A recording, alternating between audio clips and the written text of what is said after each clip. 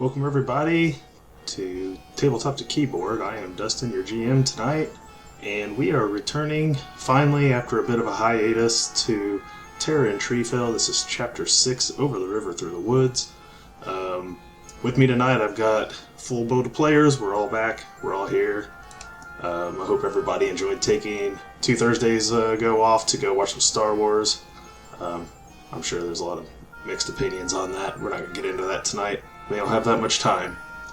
So, first and foremost, going to do a little quick intro stuff here. This coming Saturday here on TT2KB, we're going to be launching something new that we're going to start doing. And we're going to be doing some one-shots. And this Saturday is the first one. It's going to be Ballad of the Pistolero. 9 p.m. Saturday here on Tabletop to Keyboard. And it's going to be ran by its writer, Jonathan, who's also going to be our Monday night Wisdom Check guest. So we're going to play with him on Saturday. We're going to talk about his game Monday on Wisdom Check.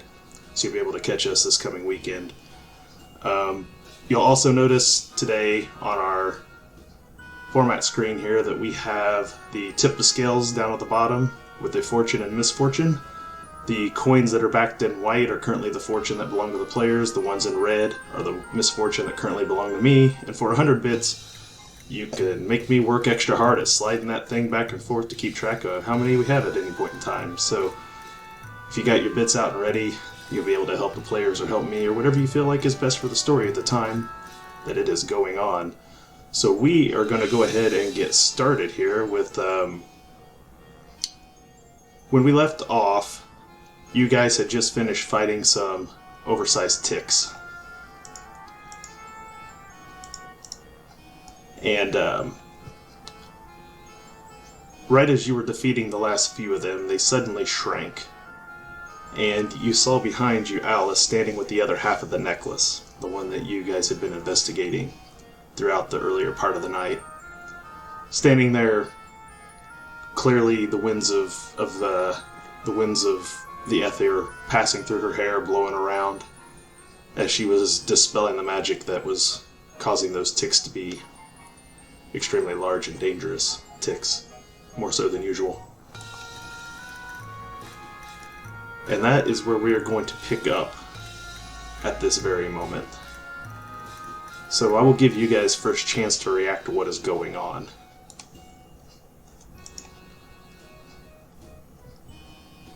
I'd say Zelina doesn't do anything. She's just gonna kind of stay back where she...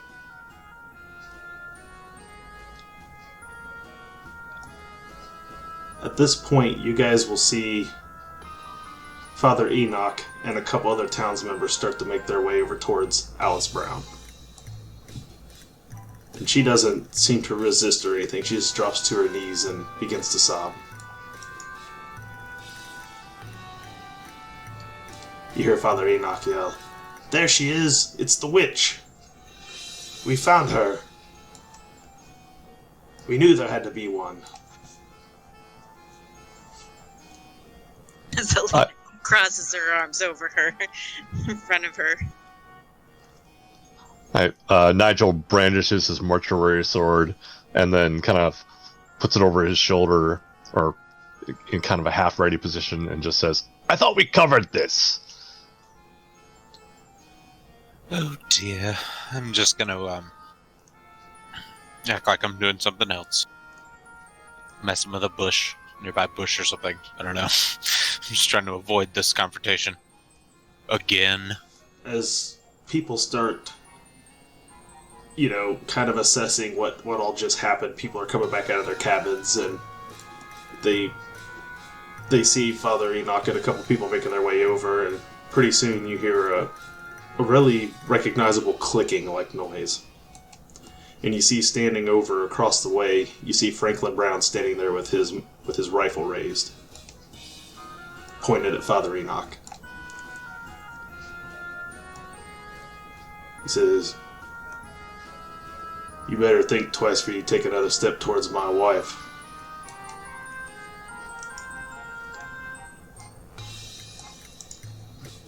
Now, everybody calm down. None of this needs to happen. Father Enoch, you've already been knocked down once. We don't want that to happen again, dude. My character just sort of laughs to himself and says, "Knock He knocked down. Oh, sorry. Father Enoch kind of spins around and sees the musket pointed at him, and he puts his hands kind of up. Now you know that when Jeps hears about all of this, he's already being fetched. You know what he's gonna do.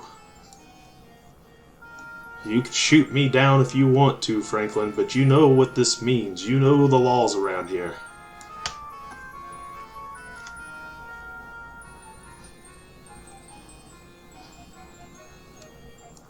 Pretty soon, coming down from the road, you see a man walking on his own, and at first you don't recognize him.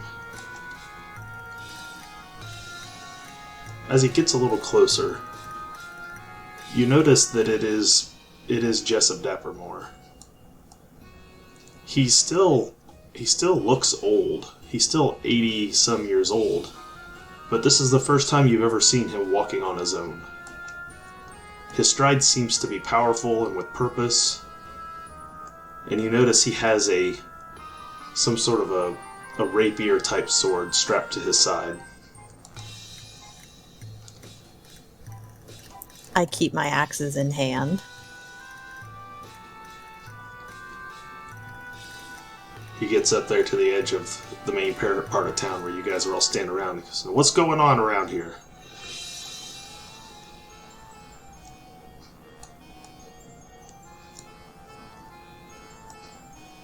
What is it?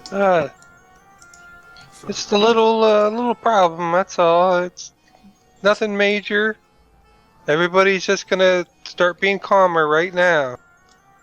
Lawrence Stauncy, he picks up his shield and fallen on the ground at some point during the battle and restraps his sword down the side. He says, "We were attacked by mutated ticks. They drank these wolf carcasses dry. Look at them. You ever seen anything like it?" Jessup walks over and takes a look at one, points it with his sword. "Yeah, it's definitely the signs of heresy. Take abyssal powers to do such things. Why is my daughter on the ground? Why is she crying? Alice, what did they do to you?" And he makes his way over there towards her. Father Enoch stops him as he gets close. He says, "Jessup, I'm glad you're here. I'm afraid to inform you, sir, that Alice here she was seen casting witchcraft."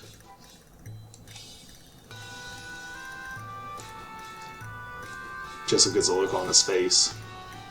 His eyes kind of sink a little bit. He goes, "Is that true, Alice?" She's still sobbing on the ground, with that necklace clutched in her hand.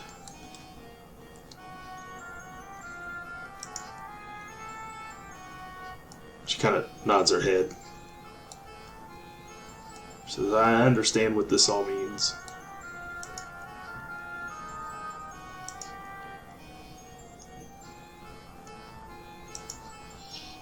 But I think as we're from out of town, maybe we don't understand what this all means now.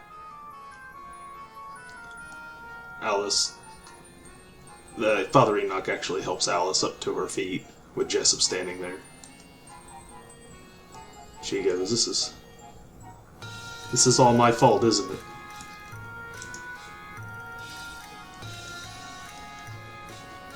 "That's why he's back, isn't it? He's come back for me." Jessup looks at him. Who is he? "I saw it. I saw him, didn't I? He was over there by the edge of town. I recognize his hat. I recognize his coat.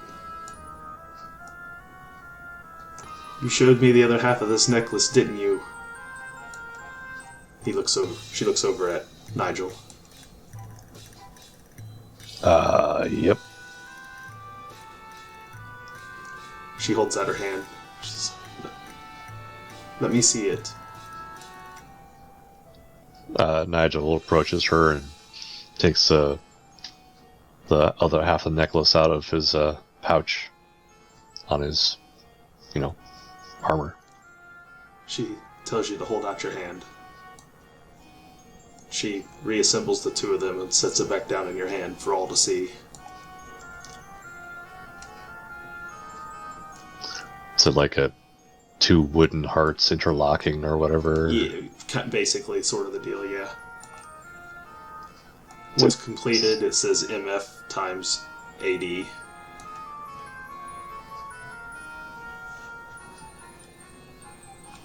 Sweethearts. I see what you did there.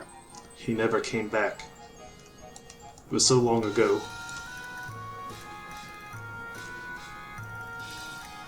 What caused him to leave?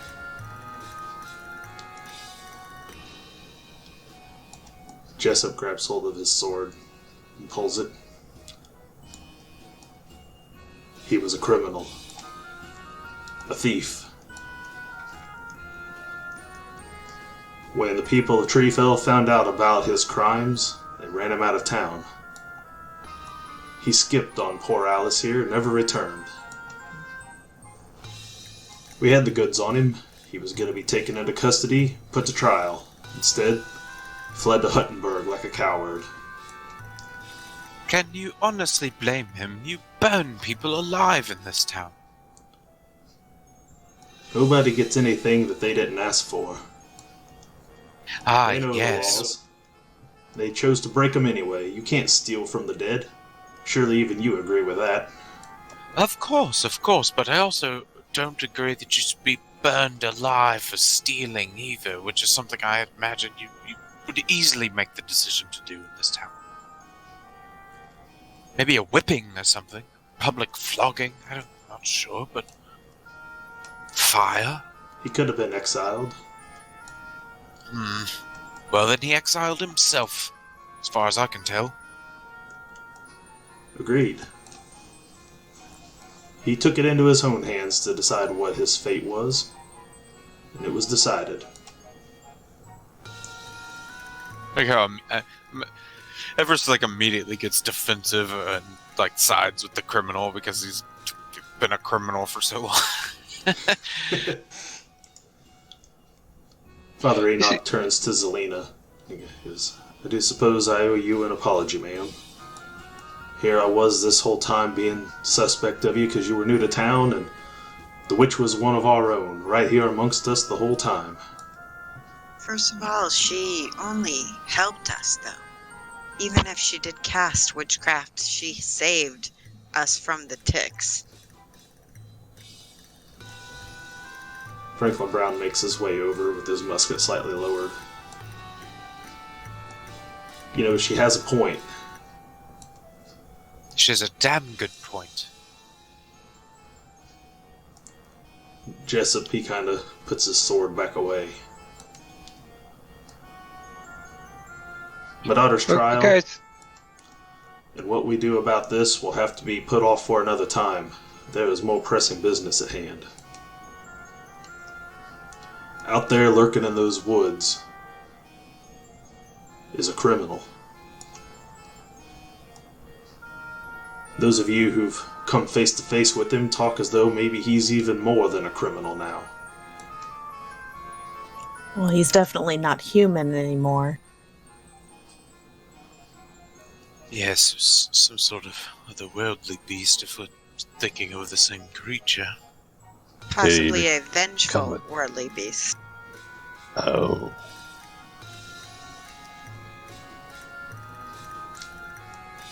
Do you think he might be connected to the thing we were sent here to investigate in the first place? We can't rule it out at this point. It's more likely that it is connected than it isn't, in my opinion.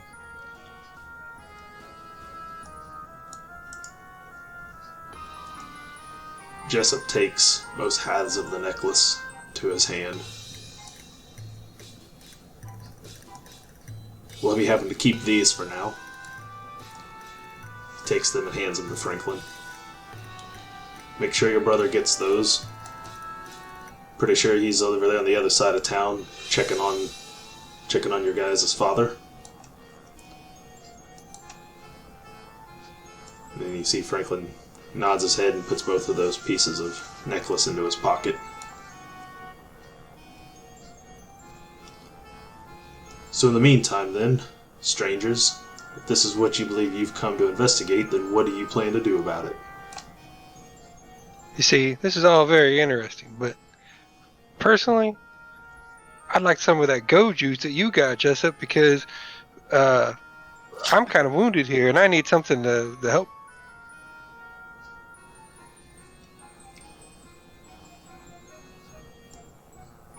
I don't know what you're talking about. I'm just saying, you're suddenly full of piss and vinegar. The God Emperor makes me strong when I need to be. And how the hell is not? Never mind. Yes. Oh, so yes. authorized witchcraft then, huh? I don't know what was you're about to referring say- to. There's no witchcraft here. I was about to say the same thing. I stopped myself.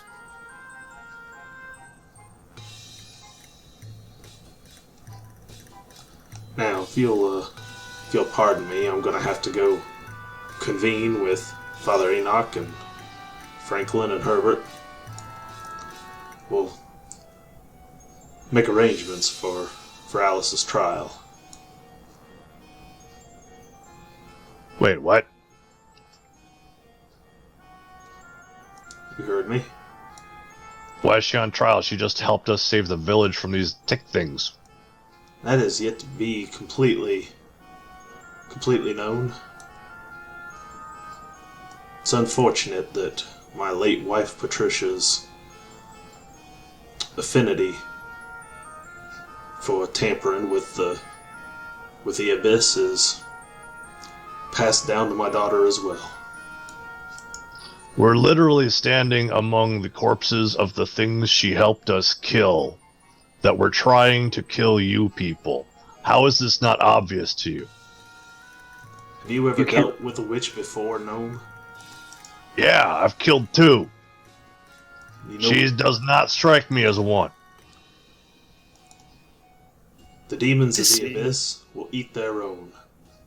Do not think for a minute that her help is potentially anything less than feigned attempt to lure you all into believing her. She has been my daughter Funny all that you this quote time, the but demons of the abyss will eat their own, when that is in fact what I am witnessing here. Villagers turning on each other while there's clearly a threat outside the village. Don't you quote to me.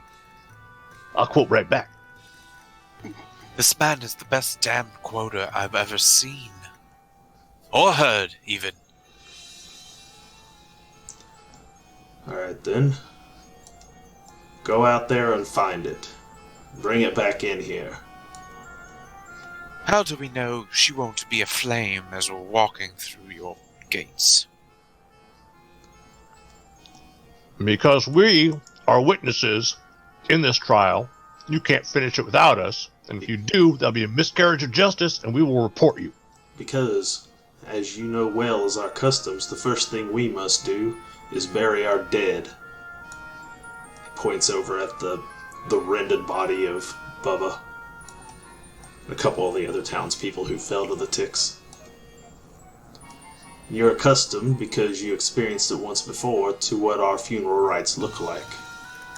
You know that will take us the rest of the day. I suggest you take that time, and I suggest you go find out whatever it is you think you need in order to clear Alice's name.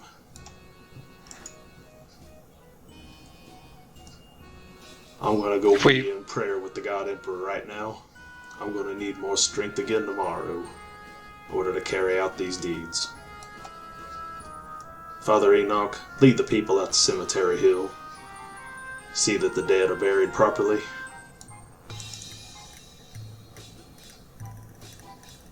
Jessup, he kind of nods to his son-in-law Franklin and turns and starts to walk back up, and as he starts to walk away, you see the strength start to leave him again, and you see Franklin kind of grabs hold of him and starts to help him along.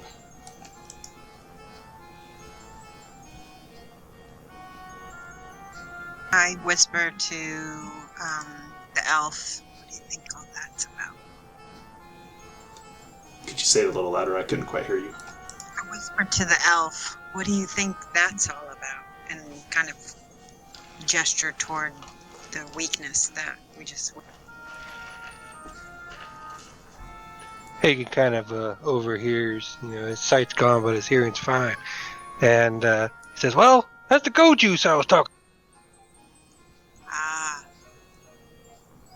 How do we know this goat juice was not in fact brewed by witches as well?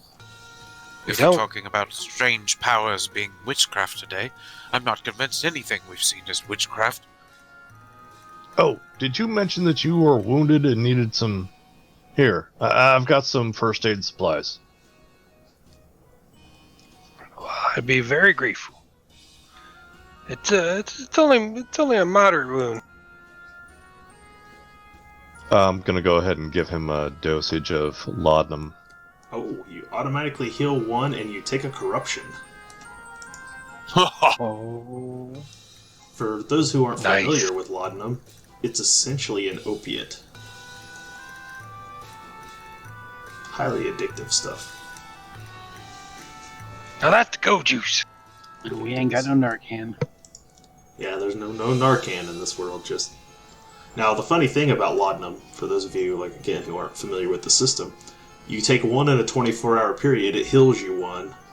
You take a second one in the same 24-hour period, it actually goes the other direction, and you actually lose a health level every time you take 1 after that. So you can in fact overdose on laudanum. That feels great. Thank you very much. You're welcome. So those townspeople are standing around, and you see Mikhail comes over from the stable area and joins up with Lawrence Dauncey, who's, again, kind of dusting himself off, and his wife, Margaret, comes running out with little Elsie Mae Dauncey, and they're in tears, and she's like, Lawrence, you can't let her take Alice. You can't let them. You know what they'll do. You saw what they did to Patricia. It's like, I know, dear, I know. We'll have to figure something out. He looks over at the group of you and says, well, what's your plan from here? Me and Mikhail are going to have to stay here in town in case any of those monsters come back. Keep out any sign for Milton's return. I think we need to talk to her. Well, they're not going to have any choice but to take her into holding. I suppose Herbert will have to keep her under lock and key for the night. We don't have much of an actual jailhouse, so I suppose she'll have to stay there with him.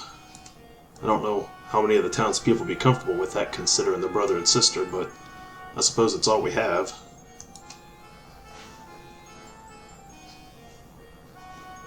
The other thing we could do is make sure the trail don't go cold. I personally wouldn't want to do that myself, but if multiples of us go, we might be better off. So it's up to you guys. Do we stay and try to talk to her, or do we try to go after it? You have a good point. She'll be here when we get back. Let's make sure this trail doesn't go cold. Yeah, if this, if her former husband or fiance or boyfriend, whatever, her former partner is in any way reasonable, I'd like to see if we can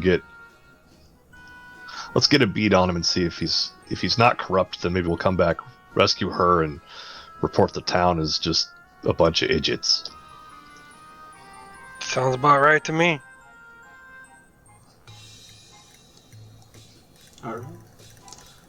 I like how we're just not afraid to call these people stupid right in their faces. Oh my god, I love it. Some of them kind of Reserve. are. We just calls it as we sees it. So how about we haven't done that yet tonight. We kind of do it at the beginning of every game session. We need to create an initiative order. Sounds good. So let me see if I can get the turn tracker turned on here. So a D10 plus your initiative modifier, and I'll start cleaning these things out. Of course, I roll low right when I finally up my initiative to a 10, but whatever. And remind me where my initiative modifier is. It's on the Second second tab. page. You should be able to see it there at the top. Oh, it's the middle group of 3, not the one directly below the word initiative, but on the left-hand side.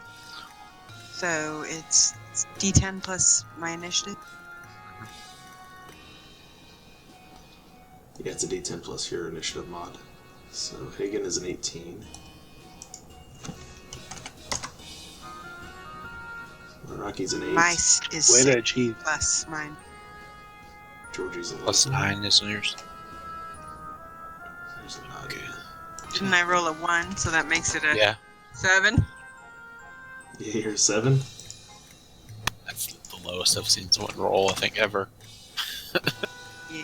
I've got a total of 9. Luckily I have that talent. Which one? I can't be, like, surprised very well. She's got danger sense, so yeah, she doesn't worry about being surprised at least. Cool. I can't critically fail any skill check whatsoever, so no big deal. I'm leaving enemies in there for now, but there's currently not an initiative because there's no current enemies. But we'll just leave it there so I don't have to re-add it in later. Foreshadowing. Alright, so, you guys, what is your direction? What are you planning to go from here? We should do some tracking, right? In the forest? Aren't we looking in the forest for this thing? Yep. Yeah. Just Yeah. so we know. Whichever way you went. I think Meraki saw him turn and head back down towards the river, which has been sort of his MO. Like, that's been kind of Yeah. where you guys keep seeing him go back to, is down towards the river, so... Gotcha. Which skill would be tracking? Would it be survival or It navigation? It would be survival in this case. Okay. So, I don't. whichever one of you thinks you're the best at it, take the roll. Didn't we figure that I'm the only one that has it? That's probably true. Yeah, I was gonna say I probably have a good chance of passing it, but if someone actually has any ranks in it, they should be the one to roll it. I can I have- assist them. I have one. Okay, yeah, I'll assist whoever wants to roll, which means you can re-roll the 10's die by rolling a d10 if you need to try and pass if you fail. Correct. I don't even... Do I have to Alright, successfully well, I'll roll roll? it then. Yeah, go ahead. What? I can't remember if I have to roll No, a survival. No, no. just say I assist. Okay, got You it. have to have a rank in survival to help. Never mind So then. if you don't have a rank, you can't help. Well, Got then it. I'll assist. Yeah, you do There that. you Sid. go. So then what happens is Meraki will make her survival roll, and this Is it- roll is going to be just standard. Okay, that was my question. Yep, I was getting to it. You guys know your way Alright. down the river, so... Okay, Ooh. so you got a 78, so that's not going to be a success, but because Nadia has a rank, she's going to give you her helper die. You re-roll a d10, and that will replace the 7. 68 is still not necessarily going to be enough. You do wander your way down to the river, and you make your way back down to the river, which you have to the spot where you encountered him the last time. But up to this point, you can't really see any... He doesn't really seem to leave much of a trail. It's almost like he's not completely there. I know the feeling. So the group of you are once again standing on the banks of the river, looking across.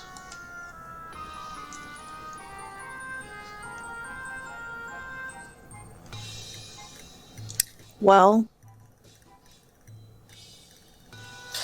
the trail seems to end here. Whether it's because the trail has been lost or because this thing just doesn't leave.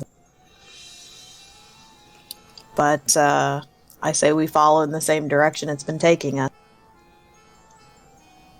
Do we want to do the whole scouting and all that fun stuff?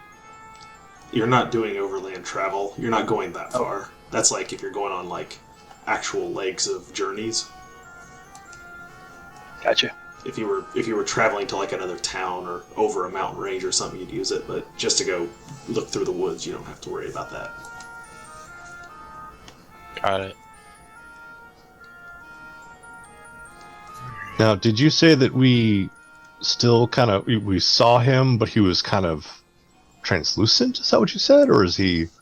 When Meraki saw him when the ticks were fighting, Meraki saw him standing at the edge of town, and he seemed to turn and walk back into the woods, in the direction you guys are going.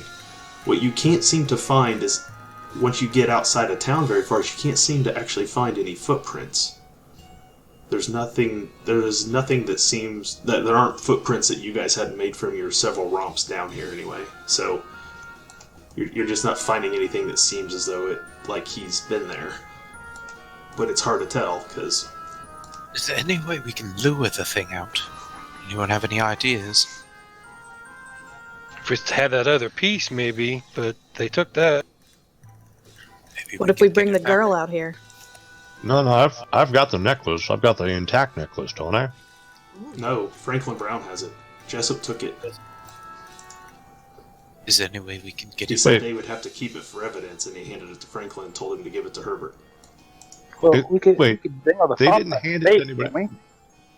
can't we? She put it in my hand, right? She did initially, yes. And then, as you're standing there holding it, Jessup reaches over and takes it, says they got to put it in evidence. Yeah, he did say that. I missed that. I would not have let that happen, but oh well. Too late now. He would have tussled, son. Fine, I was told not to give that thing up. Alright, But it is going back to Herbert, who is the guy who told you not to give that thing up. So Uh-oh. it is going back to the guy who told you that. So if you can, if I you don't can trust, remember if you anybody can trust saying this Franklin, crazy town. if you can trust Franklin, if you think you could trust him, he's going to give it to his brother to hold on to. So Yeah. He is going do to be we failed. do we have someone sneak into evidence and possibly slip it into their pocket, perchance? We definitely need this thing. I don't believe that woman deserves to be burned alive. No, she definitely doesn't. I think it's worth getting caught over. Any of you, good at, I don't know, I say we moving? convince them to let us bring her out. Well, if it's stealth I or mean- awareness, I can re-roll any of those. So if it sucks, I can redo it. Well, If they're going to kill her anyway, what do they care if we use her as bait? Well, while we're Make a here, good point, Meraki. is there anything that Zelina can do? She was doing some blindfold thing the last time when Shush. Bubba saw us. But we're outside of town. It's safe. They can't hear you here. yeah, She still looks around paranoid. you don't see anybody around watching you. No one seems to have followed you. Listen, I don't believe in this whole witchcraft thing, if I'm being completely honest. I believe there's powers that are a bit unknown to others, and powers that are more known to those that they tend to try and burn, you know. So, that's beside the point. It's just, these people are just so quick to just punish others so harshly, and we just can't let that happen. So, maybe we go back into town, get the object, and then use it. It would be much safer than trying to use this woman whom we're trying to save as bait, Meraki. We could use. Hey, if it works, we get the monster. If it doesn't, Well, maybe then the object, she's free anyway. if the object lures the monster, then it's much safer for her. If we just steal it. I don't know. It's just my thought. Maybe stealing is just second nature for me, and I always go back to it, but I really think it could be useful in this situation.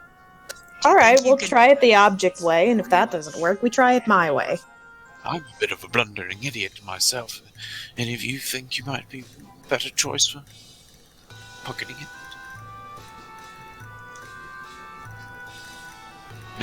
Not really my forte. Not me really either. What about? Don't you juggle, Hagen? Don't you? Do you have swift fingers because of that or something? Huh? Yeah. Me? Yes. Could you steal something for us, man? Or at least serve as a distraction while we do it. I can distract, yeah. Oh, hold on a can't- second. Wait. So what is that as a role? We're assuming this guy is Stealth. like touched by Skullduggery. evil. I've Some got kind to take of- a time out here for a moment. Streamlabs just told me that Air Laser tipped, is that $186 US? 68. 68? Why does it show a 1 in front of it on my screen? No, 168. Okay. It looked like it came up 160. I was like, Air Laser, you're nuts. Thank you, Air Laser, Oh. for the $68. Oh no, 168. Yeah, that's what I thought. Yeah, thank you, Air Laser, for the $168 tip. Holy shit. Holy cow. Thank you, Air Laser. I thought maybe I was misreading that on my screen, so I just wanted to make sure I was seeing that correctly. So, thank you, Air Laser. You're the best. We love you. Carry on, as you were there, team. Sorry, I had to take a moment to acknowledge that. No shit. So, kind of, is this skullduggery? Would this be skullduggery or would it be stealth? It would be skullduggery for the person attempting to steal it, yes. Yeah, I can do that. It would be stealth if you were going to sneak past somebody and just, like, pick it up off of a counter or something. Then it would be stealth. Gotcha. But- Got you. So it could be either one, depending on how good Hagen is at distracting people. or where it's And- located at the time when you get there. Yeah. So no one has skullduggery. I'm the only. I'm like the one who seriously needs it. I actually have it.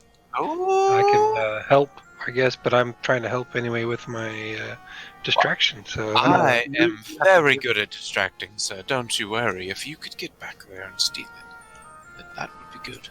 Dustin, can I cast Trackless Step on people who are not me? I'm pretty sure you can. You can. Okay, yeah, you're right. But yeah, I could just give some long, impassioned speech about how these people's religion is repressing their inner will and how they're just gonna die young and sad and all this stuff. While you do that, I think you thought sounds like a plan that's come together. Alright. yeah, we just gotta get out of the You woods. guys make your way back to town and go to the cabin of Herbert Brown, where he is, as they suspect that he's there with Alice. He comes up to the door. Well, I guess it's been one of those sorts of days, hasn't it? What can I do for you guys? Well, it's definitely been a crazy one, alright. How's Alice doing? Well, she's holding up all right. Considering. Look, I'm not going to be able to go help you investigate anything. I'm sure that's why you're here. I've been told by Franklin that you guys are going to carry on the manhunt without me. And I appreciate you being willing to go do such a thing.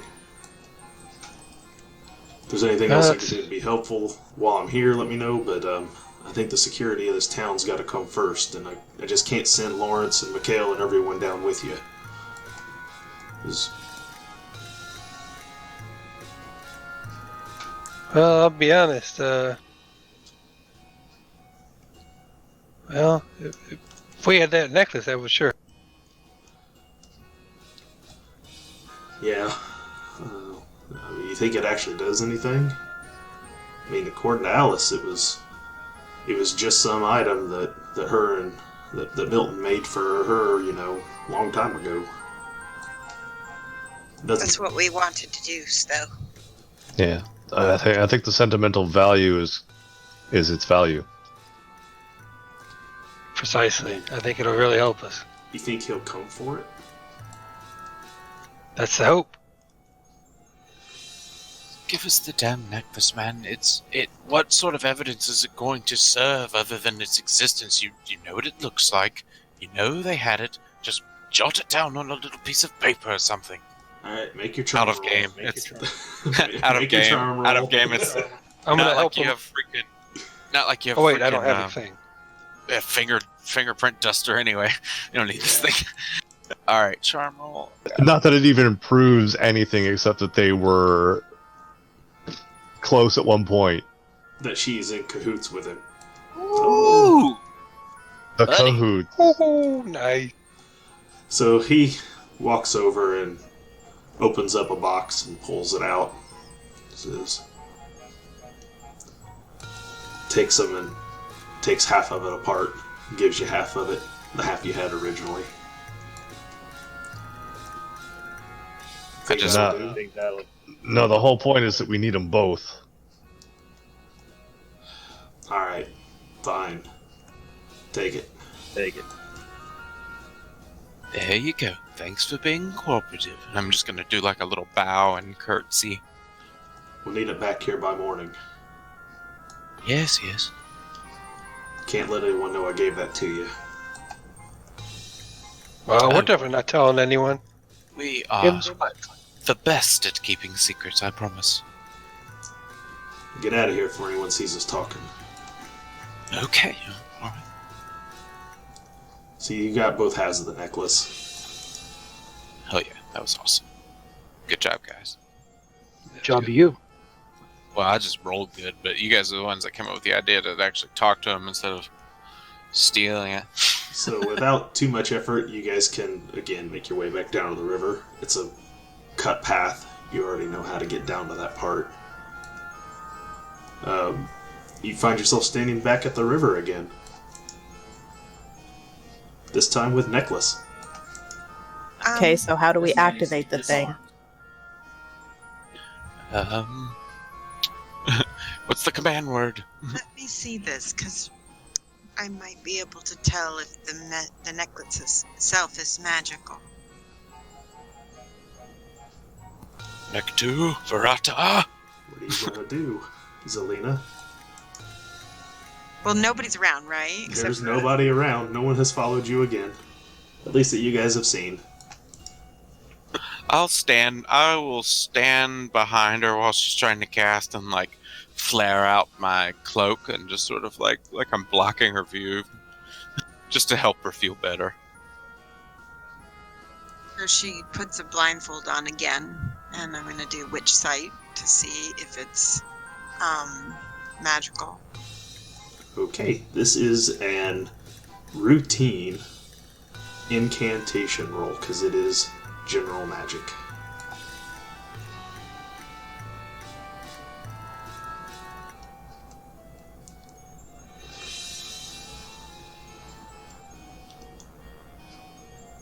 And you successfully cast it. Nice. Alright, you put the blindfold on, and through the blindfold, as you begin to look around the world, the darkness begins to take shape. You can see the river flowing in front of you, and you can see that it's got streams of green flowing down through the river itself.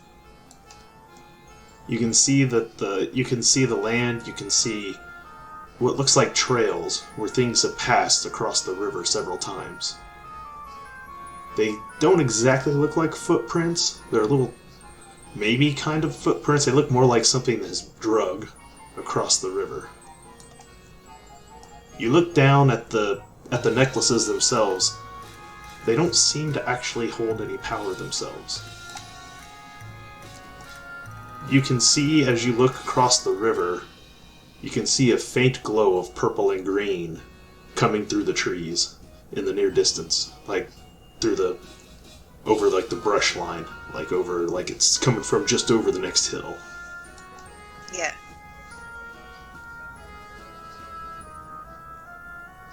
Selena looks down at the necklaces and describes what she sees. I don't see anything from these, but, and she says more solemnly, there's something going that way, and I can see there is something unnatural about it. And she describes pretty much what you just said, so that everybody can understand what she saw.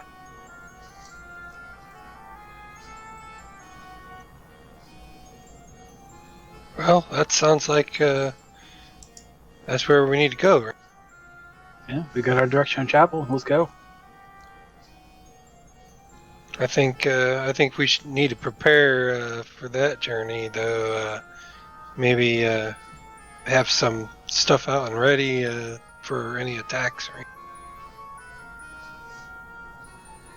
At this point, I'm going to give Nigel back his bow since I located the boys' bow in the woods somewhere. I assume. Yeah, you got Jack. Yeah, I found it. Yeah, and it's I just assume it's like back in my room somewhere that I've been hiding out since I missed last session, and I'm gonna hand Nigel back his bow and significantly less arrows, and say, yeah, it's 11 arrows, I believe, and say, here you go, sir. Thank you very much for loaning it to me. Came in good use. Good. If you need it again, let me know. Oh no, I have another one back home. I will probably need to acquire some arrows for it, but Fair enough. So you guys gonna make your way across the river? Over the river and through the woods. Is there a place I could go and buy some arrows real quick? No. Oh wait, I'm broke as hell anyway. I threw my money at someone. You threw your money at someone? Yeah, you've already... That's right, never mind. Well, when we get back, I'm gonna be bumming some cash off of you guys. You can ask Nigel to have his arrows and just give him the bow back. No, I want him to be able to shoot it at least. I'll bum 2 arrows off of him on the way afterwards. On second thought, I need 2 of those arrows back. Just in case. I hand him 5. Ooh, man. Good. You are a dear. Yeah, don't tell anyone. Alright, No promises. you guys have weapons readied? You start to wade across the river? Well, I'll leave my sword sheathed, but I mean, it's as ready as it's gonna be. I don't want to look like we're trying to poach on the elven lands or whatever. Mm-hmm. Now this is it is a river, but it's not like, it's more of a stream. I mean, it's not like neck deep or anything. It's waist high at the deepest part, you know.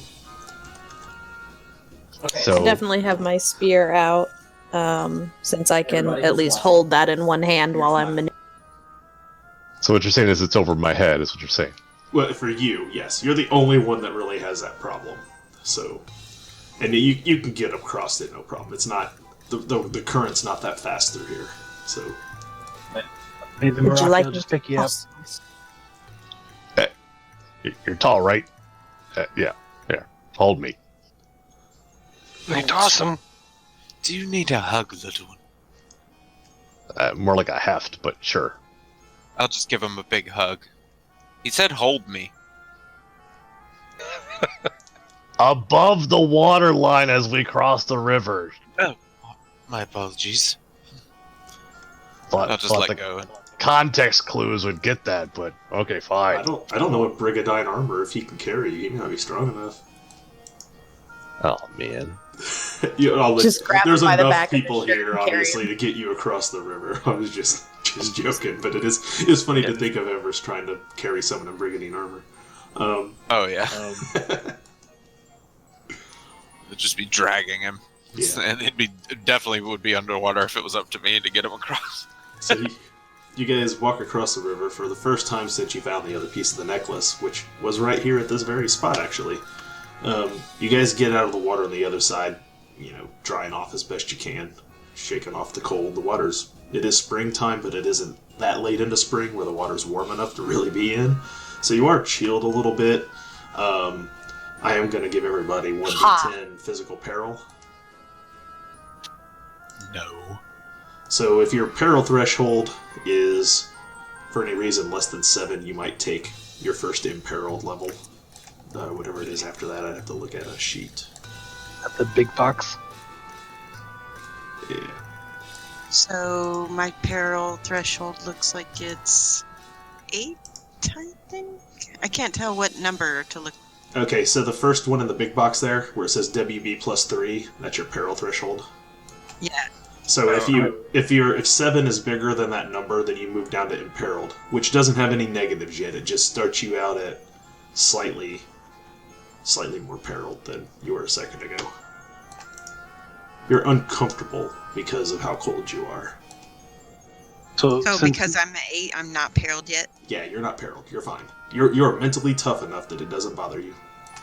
I do have a 7. Is it 7 or You're fine. less? Ties go to the defender. Okay, got it. So Thank you. Damn, you guys, it's really cold out here. the old man So- is chilled. And we haven't recovered any from our previous fights, because this has all been one long That's continuous.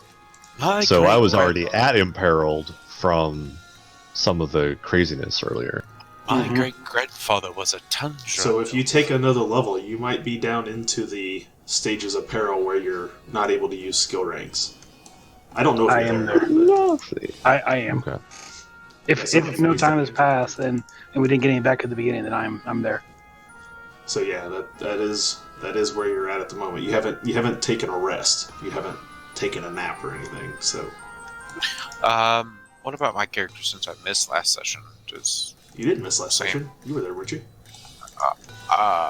We all missed. We so were all there.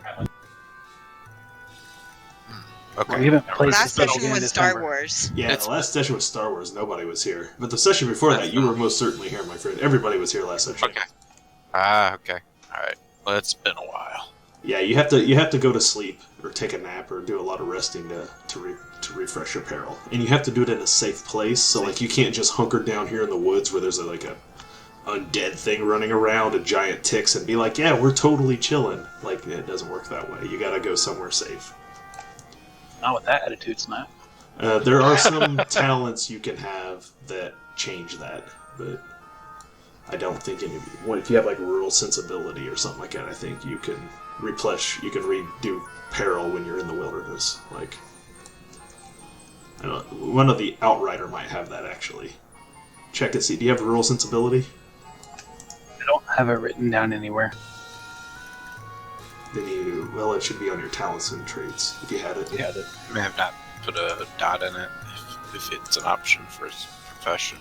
I can check I don't- his I don't have rewards and tiers and see if it's listed. You have not picked up a rural sensibility, but it is in fact on your talents page. So you could, for 100, pick it up after this game.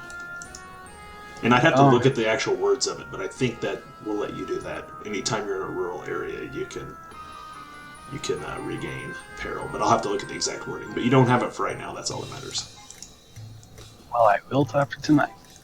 So we'll look at it before you spend any. But let's see if you survive tonight anyway. There's still more to be done here. So you guys make your way Wish I across. Those of you who are chilled are a little on the chilled side. As the air kind of breezes like almost right through you. You know, the little bit of spring breeze wasn't bad, but now that you're wet, you can definitely feel it. Shake the water out of your boots. And you stare Weakling. off into the distance. You hear just the sounds of...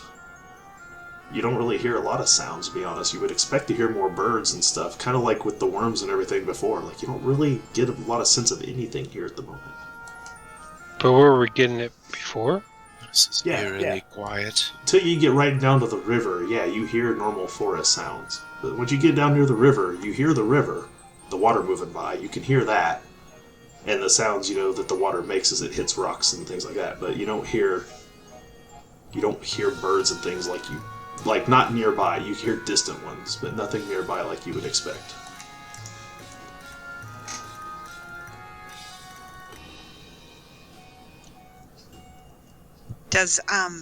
Zelina asks everyone, does anyone see anything other than what I've described? I mean, I know you don't see what I've described, but does you see anything, any other evidence of passing? Is it dark here? It's not dark yet. Well, I can see in the dark as long as I'm outside, by the way. Yeah, you have night vision. You have night eyes, I think they call it, right? So, Mhm. Oh, Meraki, yes. You're a Wendigo. You're immune to frostbite. So if you failed that roll, you get to ignore it. I forgot you had Wendigo as an I ogre didn't trait. even roll. Yeah, okay. I was going to say, yeah, you shouldn't have even had to check because you're a Wendigo. You could bathe in that water. Not think anything. If I bothered to bathe. If you bothered to bathe. The idea of Meraki bathing is good, probably, because she's probably covered in gore at all times. If she gets enough gore caked you mean on her, war paint? if she gets enough gore caked on her, it becomes armor eventually, right? Yeah, exactly. That's what I'm going for. So you shake off the cold and a bit of the water, dump out water out of things, and you guys want to start retrying to survival to track anything on this side? Do you just want to start? Yeah, I'll roll trudging survival forward, again. trudging forward? Yeah, that's kind of what Zelina was trying to get people to do, is to do kind of some scouting. Oh, I picked up. It's going to be routine on this side because almost nothing walks on this side of the forest because the people of Treefell are not allowed over here. So if there was anything on this side, it would be much easier to find. And I can't help now, right? Because I lost a skill. Because I lost a skill point. Oh yeah, let's go. yeah. Then you cannot help. Sir. All right, Meraki. She don't need my help. You are able to find a few spots where there's broken branches and things have been knocked over a little bit, and you can see it's definitely kind of heading sort of straight ahead. It's not really veering off much. The few places you can find where things have moved around. You also notice there's still no worms. No worms, no bugs, nothing of the sort.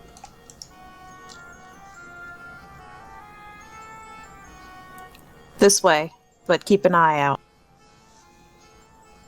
If y'all remember, those that were with us, the last time we've had similar experiences when the guy was watching us across the river when we were down here with. So keep an eye out. Be ready. Right. You guys start to walk your way through this side of the woods, and after about 5 to 10 minutes of walking, you start to notice that the trees begin to look a little different. They still have leaves, but the way that they've grown seems rather warped and twisted. None of them go straight up like you would expect.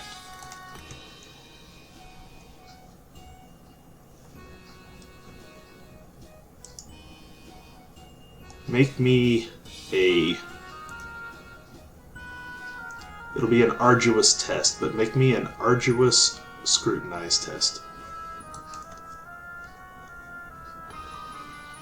I don't have any points in it. Oh, okay. Anyone else can then.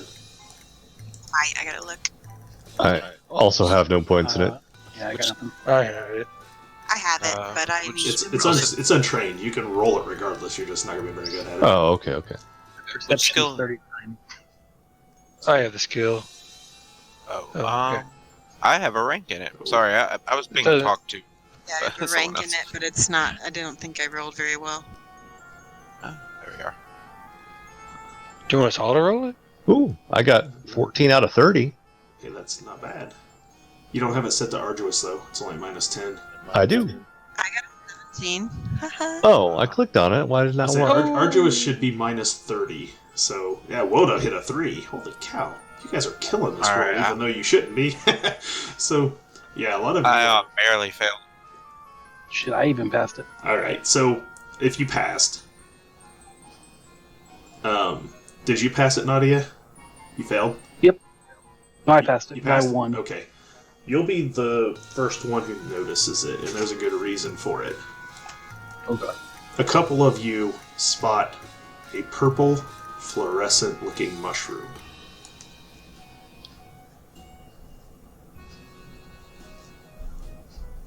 Don't touch that. Nadia, I kind of want to touch it. I want to touch it. you know what this is the moment you see it, because you have eidetic memory. But not only that, you have been told about this thing 1,000 times and have never seen one in person till now. Yes, I know, but you should remind the group what this is, though. It's an orc spore. The orcs. They're back. Now, according to your father, Nadia, this mushroom, if exposed to it, will turn you into an orcs. So I make sure the rest of the group goes nowhere near this thing.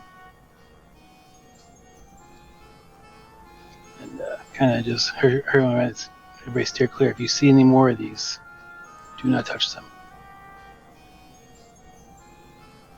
Wait. So now we got to watch out for these mushrooms and a possibly undead killer. Is that Why, old man? Why are you complaining? We're all That's all in I this got. together. I got to complain, okay? Let me complain. It's cold. I'm old. My bones hurt. Yes, more complaining. More. Old man, I don't think this is your go juice you were looking for. So the mushroom turns you into a monster, basically. Can we just put it in layman's terms? A monster worse than any you've seen. Okay. If you ladies are done, can we keep moving? Ladies, was that supposed to be offensive? Watch out, Bigfoot. Don't step on it. I think we should burn it, if anything, correct? So we don't have any fire. Burning would probably just release it into the air. Oh, yes. Damn, Leave it alone. Just give it a wide berth. Sorry, I'm no alchemist, okay? So initially that works out pretty well. The first few you find. As you start to walk along, you start to notice them sprouting on the warped-looking trees, fallen tree logs. You start to see more and more of them. Pretty soon you come to a clearing.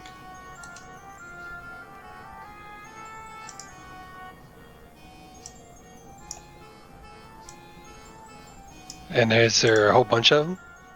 Oh, floating. new map.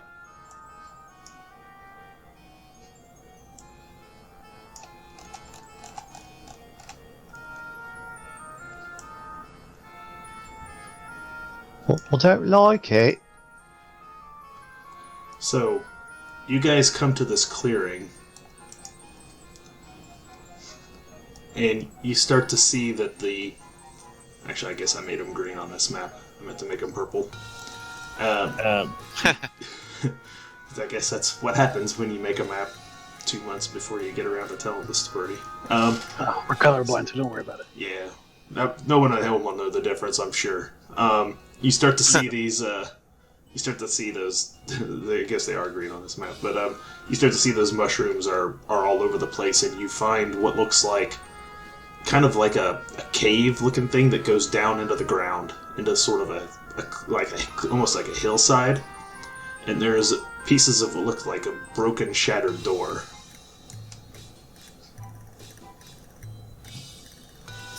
Does it? I was gonna say, does it look like there's like more spores like inside the cave? You Or see the them tunnel? growing up around the edges everywhere. You can't see down into the cave far enough to know. You have to have something give you some light to see. If we're not going into this damn thing, are we? You can see in the dark, can't you? You'd be very useful in the cave. No, I have to be outside to see in the dark. It's complicated, but it has to do with the sun. It has to do with the moonlight. It's not. If I'm not exposed to the moonlight, my eyes don't quite adjust as the same that they do. Oh, we can't What very I- long escape from out here. I know, but what I'm worried about is the spores. If they're growing outside of the cave, they're likely growing in it, right? I mean, aren't we going to get exposed to this stuff? I'm honestly just not cut out for this. Hazelina, Yes.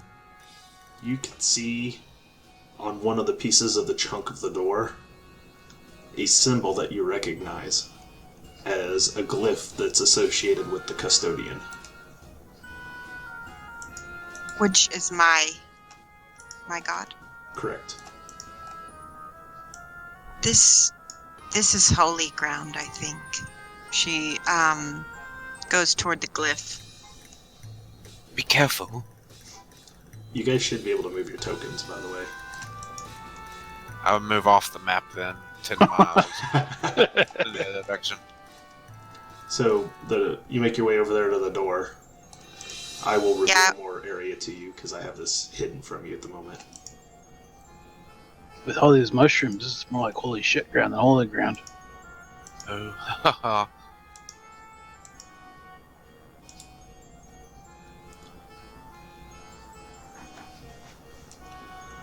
So yeah, figure out your marching order here. It's only about a 5-6 foot wide doorway, so you can't really push more than one of you through at a time. Are you guys really gonna let Rocky take up the tail? That's pretty awesome. Well, Selena wants to check out the glyph and see if she recognizes what it is. You can tell from a couple of the glyphs that you can see. This door looks like it was knocked down quite a while ago. And it most certainly looks as though it's some sort of... This place was some sort of temple to the custodian. Yeah, this is definitely holy ground. You hear something moving up ahead, but it's too dark and you can't see.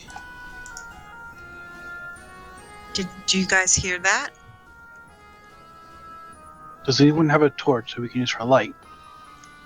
I'm sure I do have a pack somewhere. Hold on.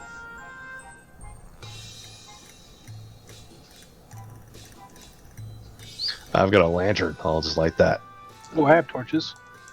You fire up your lantern, you shine it down the hallway, and you see down here in this kind of main corridor room, you see it pass by. You see pass by what? You see it standing there. This little sort of grayish-skinned, winged little creature. And it seems like it's just going about doing something. And then it notices the light and it stops and it looks at you. what do you see what do you see in there? Now, humans. Why are you here? We don't mean to bother you. We're just trying to figure out what's happening to the town. Town? You know, Treefell just across the river. Oh, where the people are. You should not have come here.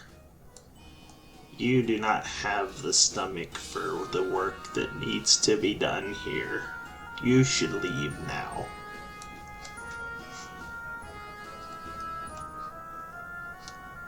What is this place? I know that it's a holy temple to the custodian, but why is it in disrepair? And what are When you? you say that, he begins to laugh. Yes, you said is. It was the holy temple to your custodian. But now it belongs to us.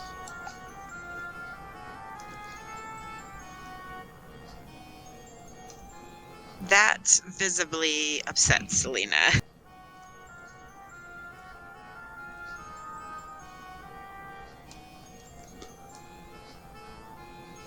I'm sorry you are upset, but you should leave now. He kind of walks over, continuing to work on what he's working on. What's in there? What is that thing? I'm You just see, whispering to He's throwing a Selena. mushroom cap into what looks like a little cauldron over here on this side. It's some kind of imp. What the hell? Sir, what the hell are you? You guys are all currently stressed, so you almost... This thing has sanity blasting, I almost forgot.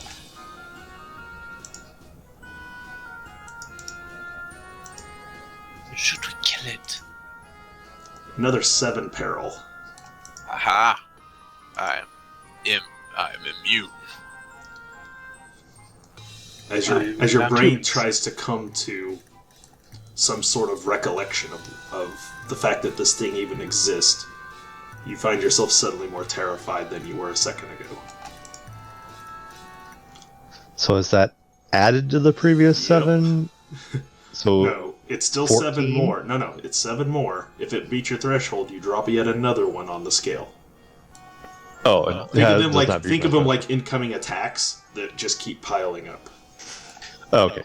So My my- threshold is 9 though, so Yeah, so you're fine. Cell swords are used to this shit, apparently, So Yeah. Rocky, my friend. 8.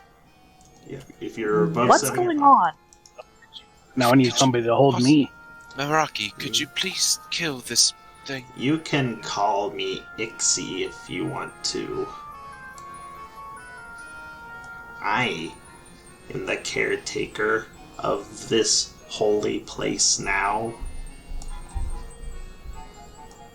Pardon me. Ixie, what are you doing with the mushrooms?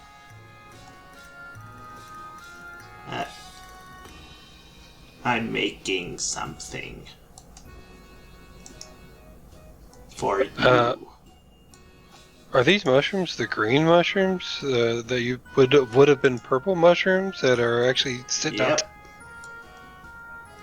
Yep. Hey guys, I'm getting kind of worried here. Let's why don't we head back? Maybe he's right. He's telling us we should probably leave. But if he's making mushrooms for us, what does that mean? He's foul. We need to take care of this now. Mm-hmm. Master Meraki. says that a house divided cannot stand. Who's your master? Master lies in the chamber beyond. He points down the dark hallway past the double doors that you see there. what was the name of the guy that was the necklace guy? Milton? Is it? So we'll ask him. Is that Milton back there? No. Not Milton. Milton. He is insignificant. I'm gonna back up as Meraki starts picking everyone up and moving them out of her way.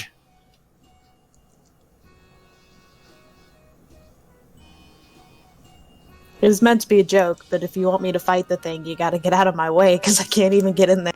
Oh no. I don't know what's going on still. You guys can all scooch aside if you want Meraki to move to the front and reshuffle yourselves around there if you need to.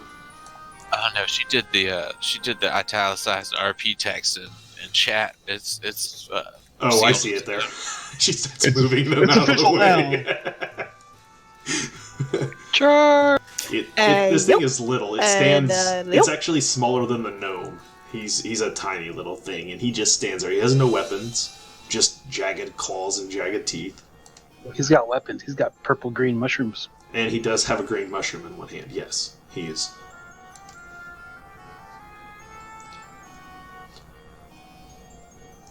Now, So, can I you fight him? You brought the big one.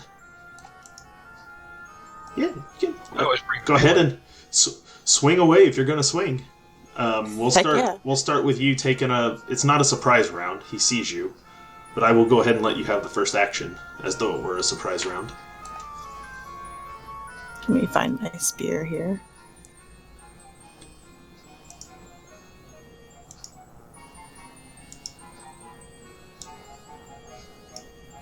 I'm gonna switch it off of Arduous.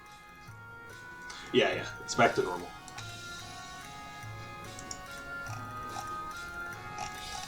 And you miss him. Now Can you I have 2 fortune reroll? points, or you can go with your bat axe and attempt to hit with the other hand.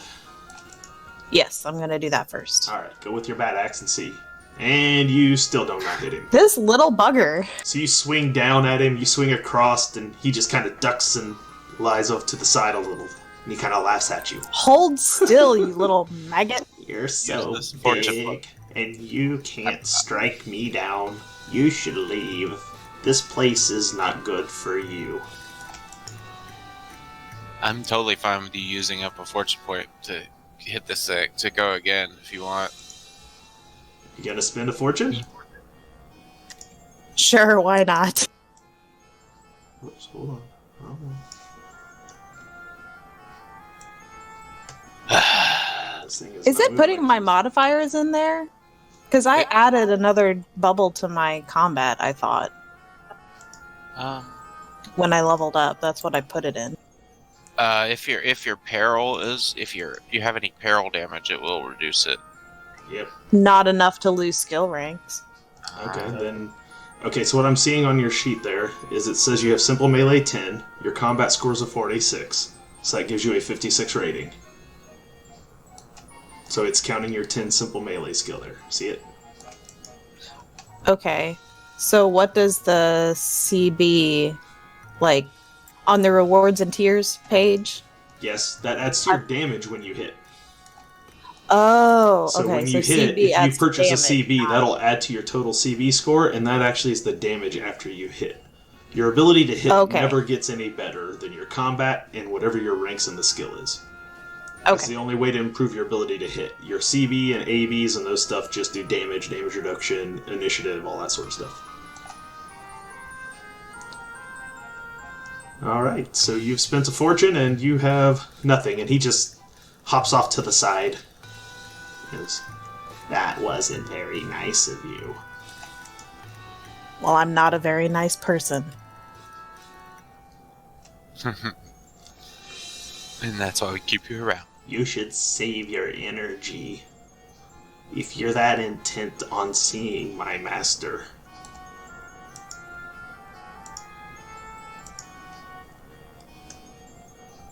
I'm just gonna step up to this thing, even because he hasn't scared me yet. So I'm gonna step up behind Meraki. I'm kind of like the guy standing over her shoulder, to the side of her shoulder. I was gonna say over, but yeah, she's probably way taller than me.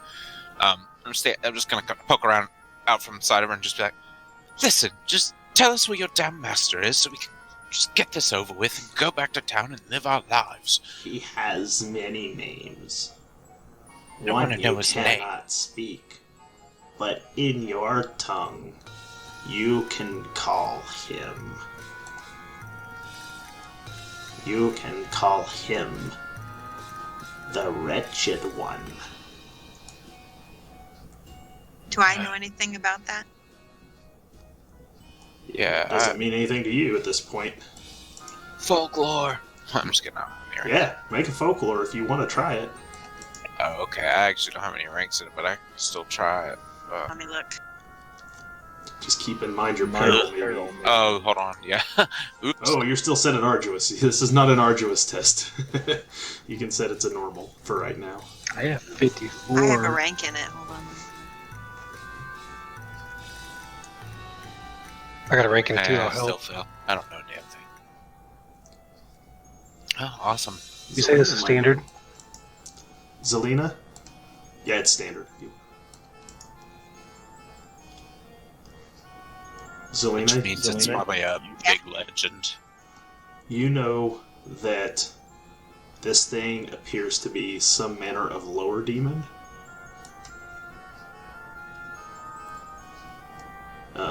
It looks like Nigel's recognizes him for what he is as well.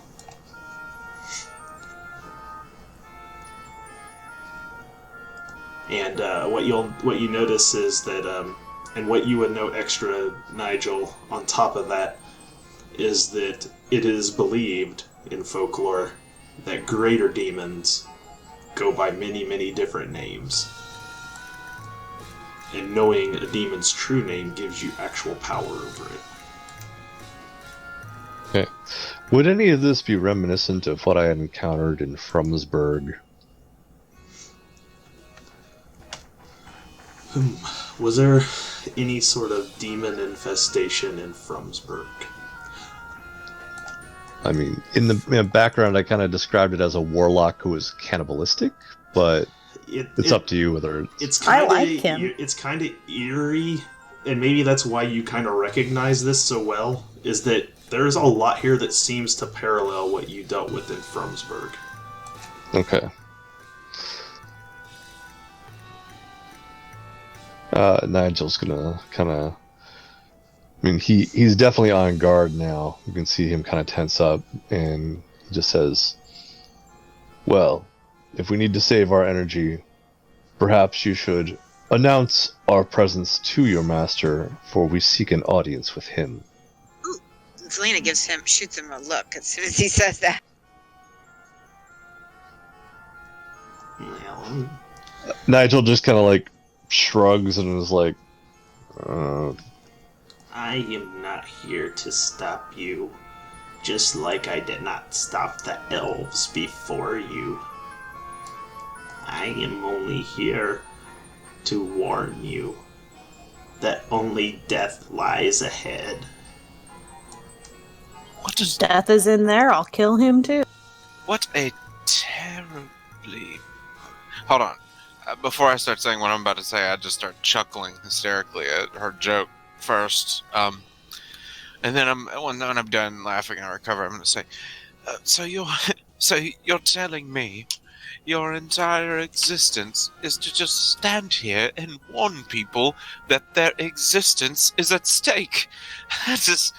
that is pathetic, you bloody creature. Thanks, Georgie, for the gifted subs. So, the demon, the little imp, he perches up on the edge of that cauldron there, and he kind of motions like he's a host, like he's greeting you towards the double doors. I've warned.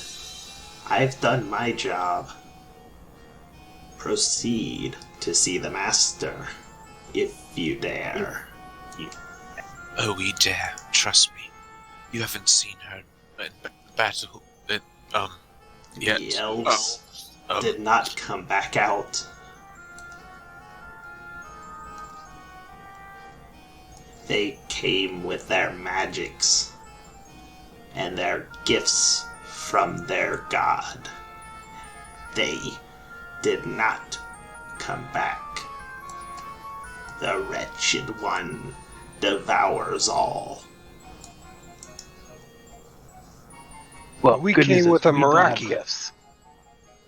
And no gifts. Meraki cannot even kill me. She wasn't trying. Useless are your weapons. But proceed. I shall enjoy watching your blood spill in vain.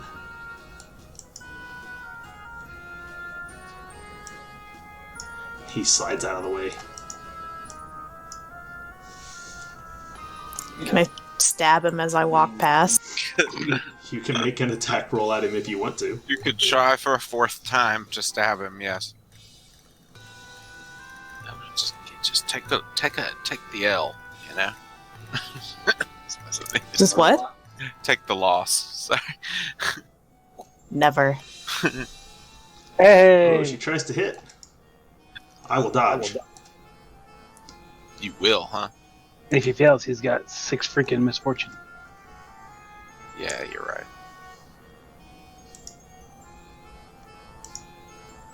Oh, he does not dodge. You hit him for 9. Yeah, don't you have plenty of misfortune? Don't you? You want to use some? Give it back to us? Not on this guy. I'm just messing with you. I just want some back. It'd be hilarious not to kill him. It cuts off like one little wing tip.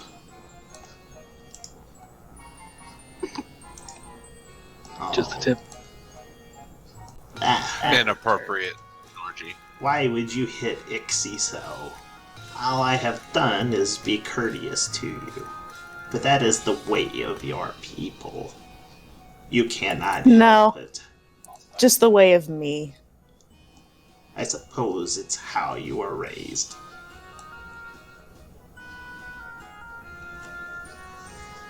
I suppose you were raised to be an asshole.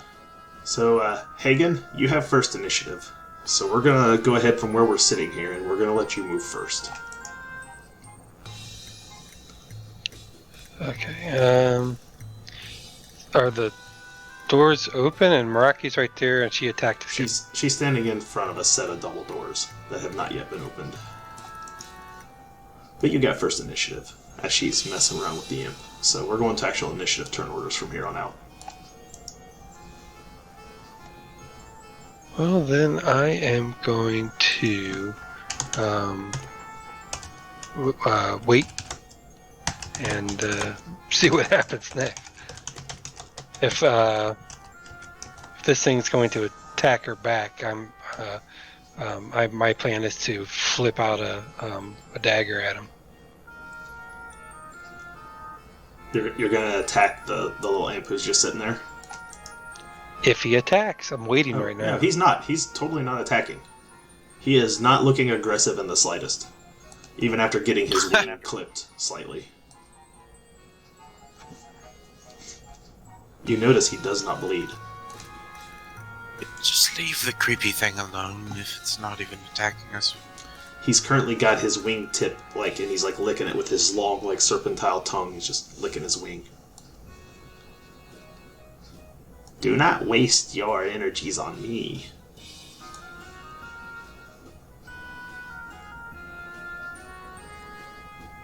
He's probably right. There's worse things in there if he's telling the truth. Yes. He has been a bit more courteous than I care to admit. He has given us a couple of warnings here. Seem valuable. You still work for a terrible thing. That's inexcusable. Possibly we'll deal with you later after we deal with him.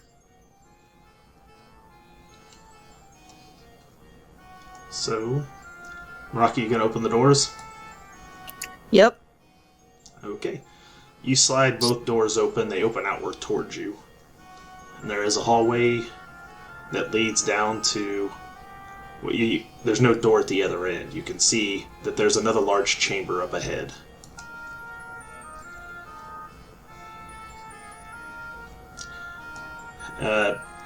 Everest, it's your turn. Unless you want to take your 0 action to wait.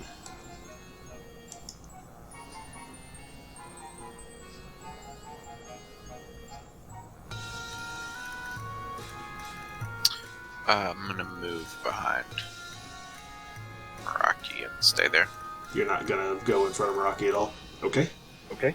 So that takes us to Nadia. Nadia, it is your turn. Yeah, I'm just gonna fall in line because terrified right now, apparently.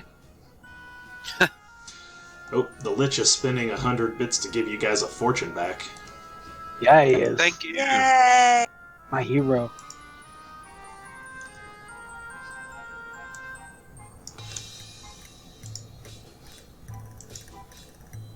Oops. So, Wrong button. yeah, I think we mainly just want to wait until our supposed combat beast, no offense, moves forward through the door before the rest of us move it. So you guys are all going to let Meraki go first? Yeah. Yeah. You're all pretty comfortable with that? Meraki, are you comfortable going first? Absolutely. Alright, so go ahead and make your step through the doorway. It's one of the first. As you fights attempt to go down this hallway and you start walking, I need 3 coordination rolls. The first one is standard, the second 2 are trivial. Okay, let me find it.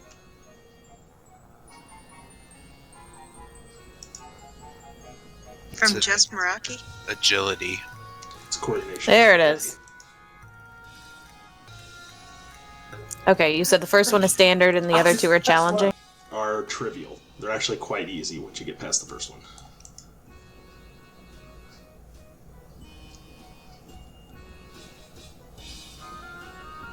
Alright, you made the first one. And trivial.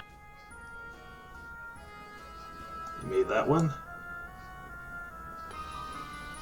And you made the last one. Okay. So you have made your way through the hallway. And you come out over on the other side. And I'll tell you what you see in a minute. What the rest of you saw as she's walking through there is that large swinging blades sling down from one side of the wall, and, like large axes, and just swing right past and up into the other side. And they seem now to be swinging back and forth rather quite quickly. Nice. I'm gonna go.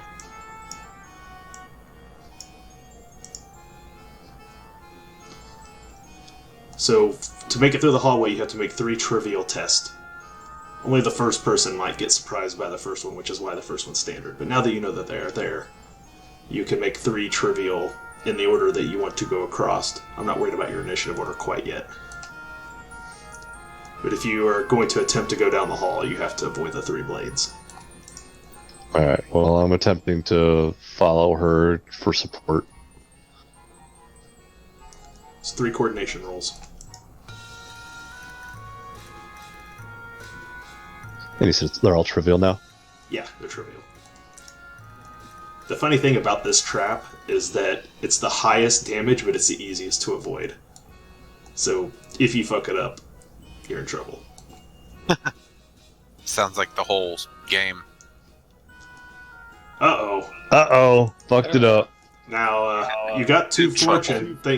Thanks to the Lich, you do have 2 fortune at the moment, so... I'm not telling you what to do with your life, but 3d10 damage is coming your way. I haven't rolled it yet. You can wait till the damage if you want to see it. You can also use a fate point to just ignore it, like it never happened. Because those are your get-out-of-death free cards. But We can decide to use the fate point after we see the damage. yeah, totally. You can use it at Let's any go point ahead in and- time. Let's go ahead and see the damage.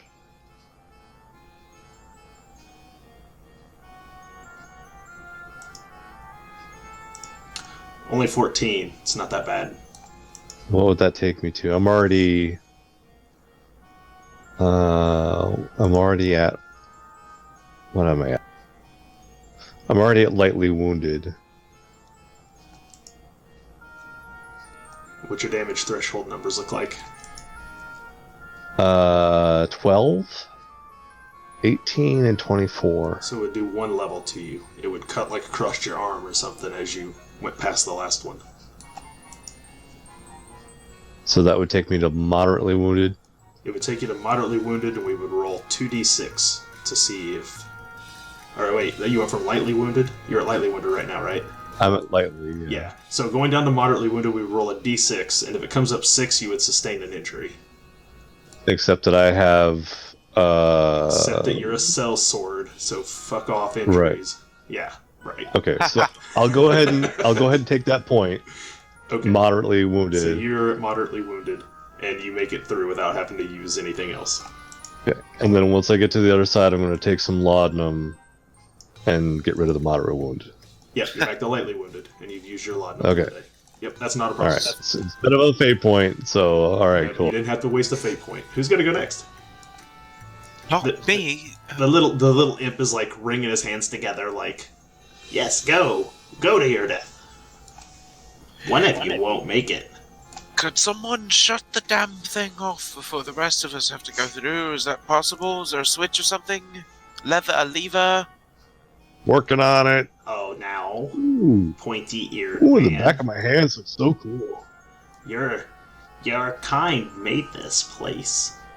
The elves up on the mountain, they made it. Before their god fell from the sky, they used to worship here. Okay, well, You cannot undo the work of your own people, elf. my people were 2 little old humans, a nice couple, who raised me right and gave me everything that they could give me, so I don't want to hear it.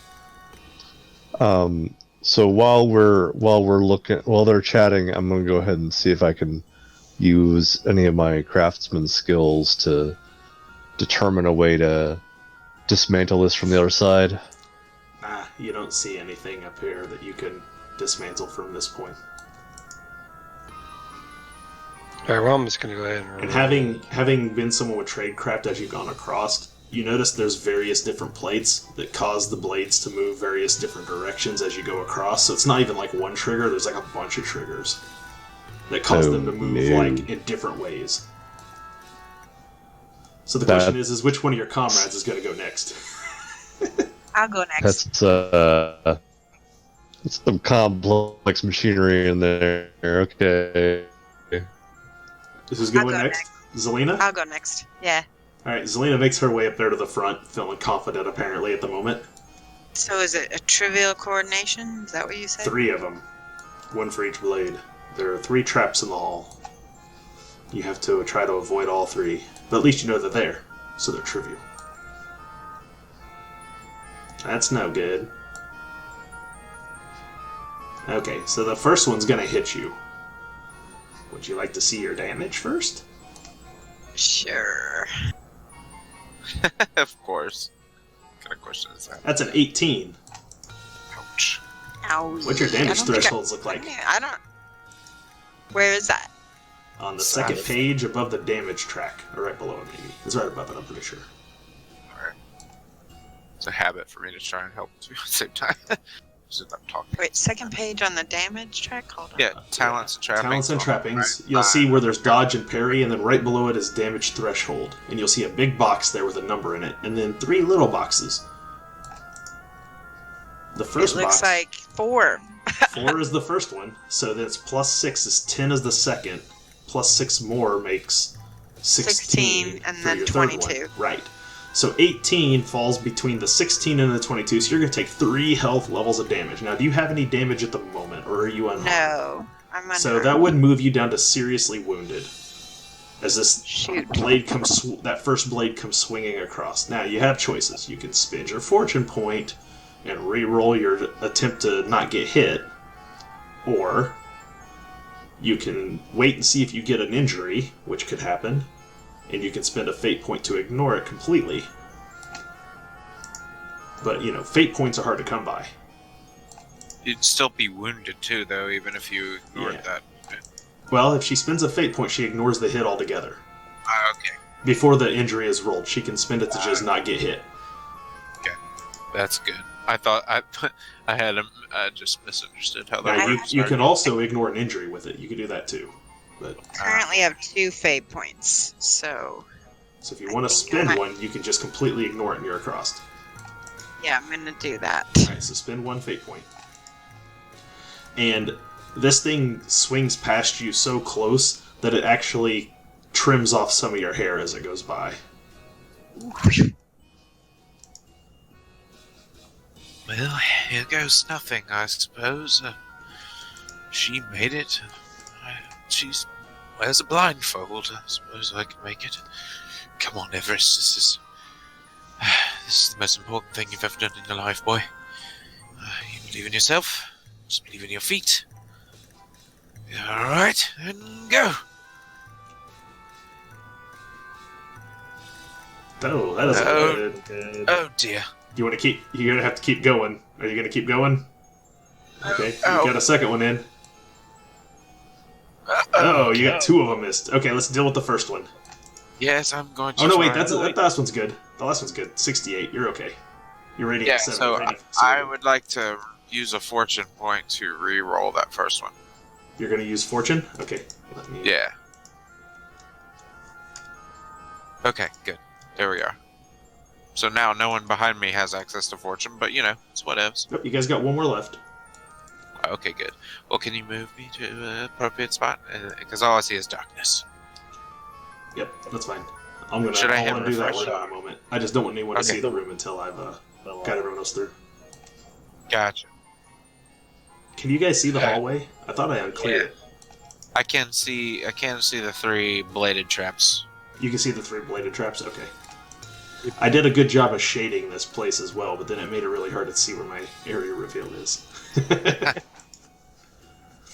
All right, so I can't actually see the area reveal inside, so I don't know if you're waiting for. I am. I'm waiting for everyone else to get across first before I give you guys time to look things over. So who's going to try next? Hagen's gonna go ahead and After seeing the elf go through, almost lose his ears. So go ahead.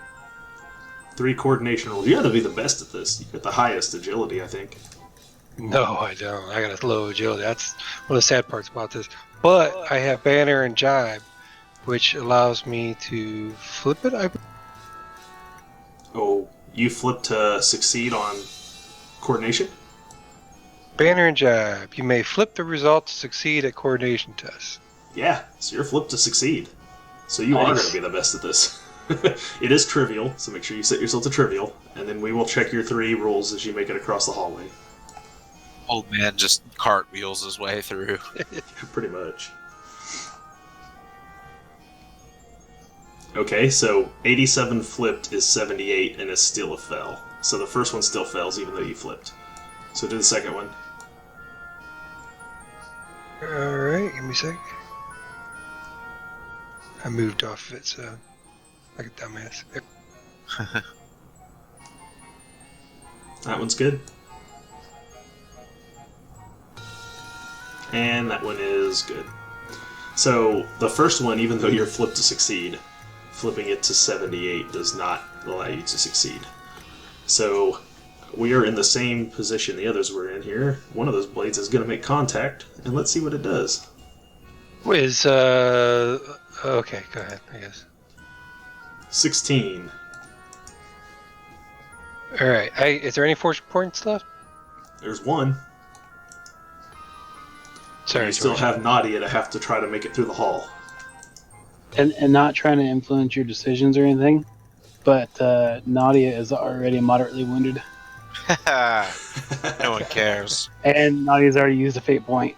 Does Nadia still have a fate point? I think you one. should use You the got one, fortune you got one. point because during our last game, Georgie bought all these misfortunes against us, and you should just use it.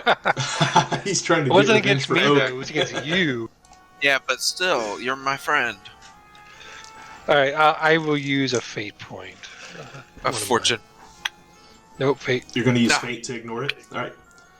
You burn one of your fate My points to man. ignore it. You had an extra fate point because you got the riddle right in the cemetery, the out-of-game riddle. Yep. So you just Yeah, burned and I your used extra- one, yeah, exactly. So I have You, one you now. burned 2 now, so you have 1 left, right? Correct, yes. Okay. So Hagen makes it to the other side. It trimmed my whiskers. I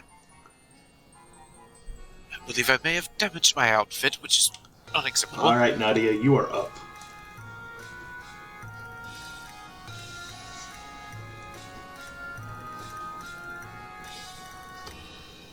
There you go. First one Yeah. looks good, second one looks good, third one looks good. I So, believed in you this whole time. Nadia makes it through. Scared some unscathed. coordination of myself. Nadia watched everybody else and saw how to do it. Mm-hmm. Actually, we'll get to that side. Okay, I'm going to reveal the next room to you.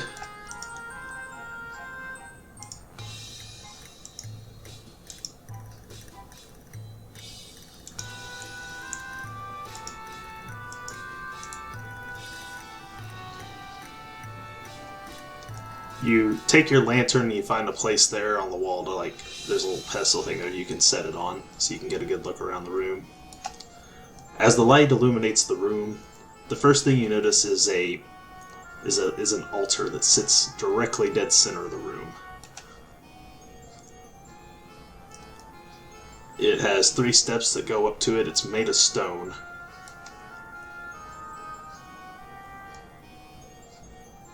Is there Does it anything look on like- it? There are 4. You guys are kind of standing close to them, but you're not on them, so I'm not going to make you roll for anything at the moment. But you do see there are 4 larger versions of those mushrooms, one there on each corner. Across the room on the other side of the altar is the remains of a very large statue that has been shattered. Everything down here smells like pungent, like there's something dead down here. There are doors to the left and to the right, and both of them are opened. You just can't see what's around them yet. You do not have to try hard to avoid the little mushrooms. Like, you're not going to just accidentally bump into them. They're big enough. They're like a dinner table size mushroom. Like,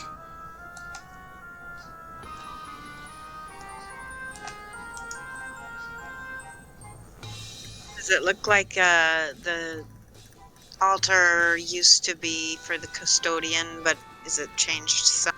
Yep. The statue, you can kind of tell from some of the pieces of it, look like it used to be a statue to the custodian.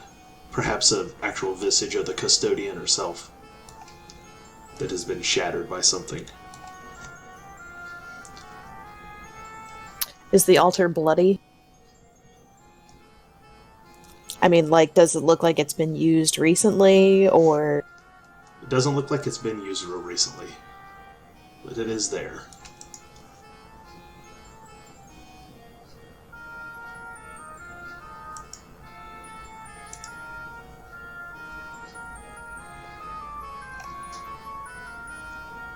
I will investigate the altar. Alright, so you make your way up to the altar, and as you approach I it... don't know where you want me to put my token. I'm just going to leave it You're there. fine. Just, yeah, set it right there is fine. You walk up there to the token, and you can see there's a book laid out. You don't recognize, there's all sorts of weird things written in it. None of it makes any sense to anything like anything you've ever seen. As you step up onto the altar, you hear something move in the darkness, kind of back behind, and something starts to kind of slink into view. Ready my spear. Let me see if I can find him. Hold on.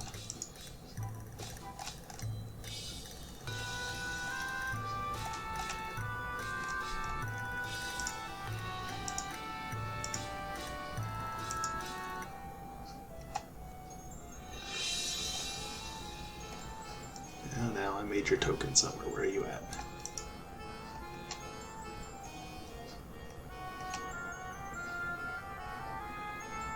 Here it is.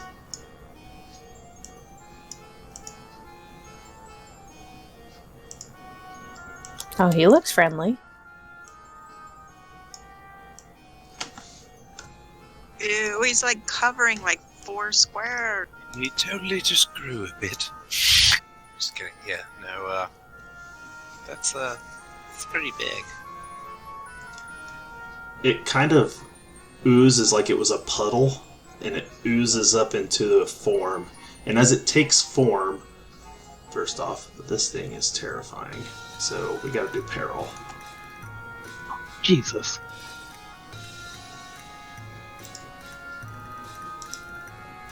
It inflicts 17 peril. Yikes. I'm incapacitated. So you Wow. can just stand there in horror looking at this thing. So if I have a... So it's between 14 and 20 for me, so how many... However many boxes it passes, that's how many you move down. So 2.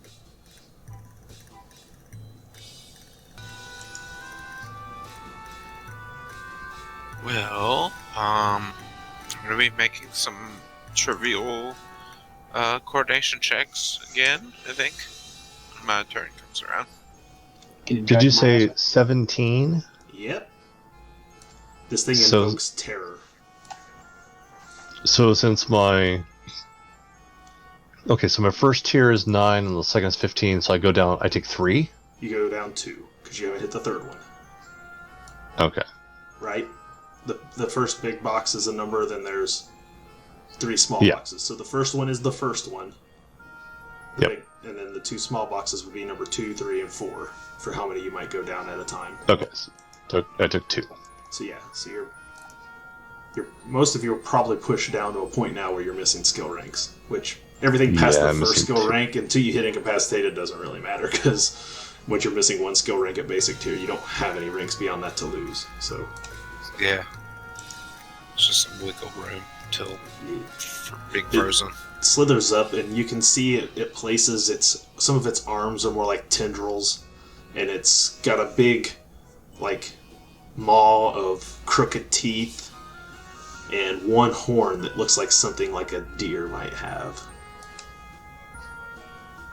and its tongue it's got almost like two tongues. One that just kind of dangles there to the side, not doing anything, and the other that it uses to speak. Its bottom is all just like bulbous. Like it almost seeps, leaving almost like a snail trail anywhere it moves to. And it says, "Who has disturbed my slumber?"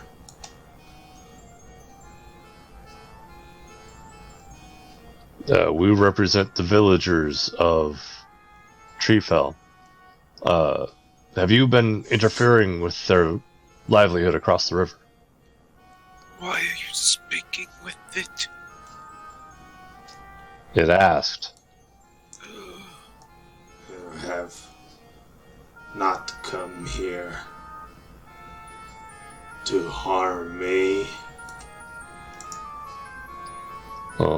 Not if it's not necessary. We seek information.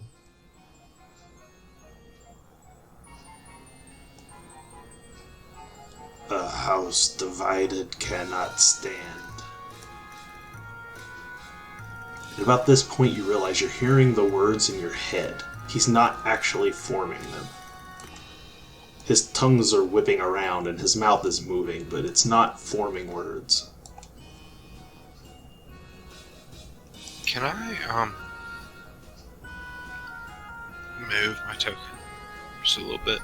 Yeah. Just getting ready. As it's talking, yeah, you can totally like slide over there.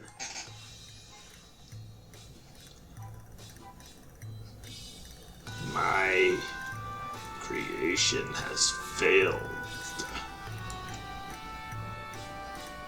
I'm now stuck here with you. What creation would that be?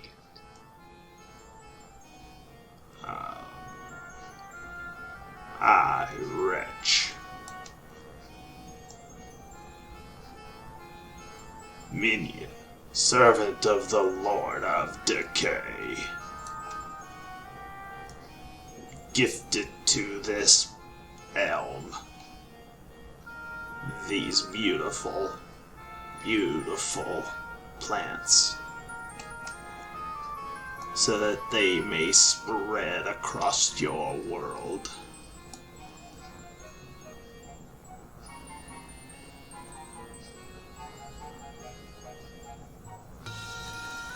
Now, the last of my creation slumbers, and another comes to replace me.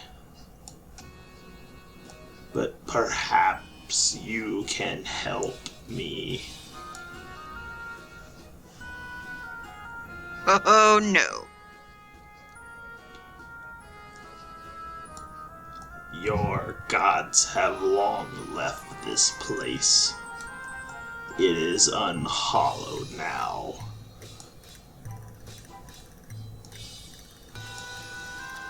Powers of the abyss come to consume you. It comes They can to try. consume me.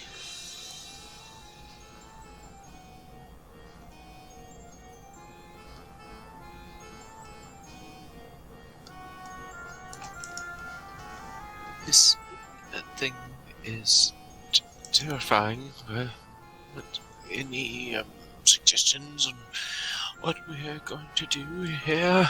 He motions to his right, your left. He goes, "Go. Look and see as they slumber. The last shall they be." What's he pointing at? The door to the right.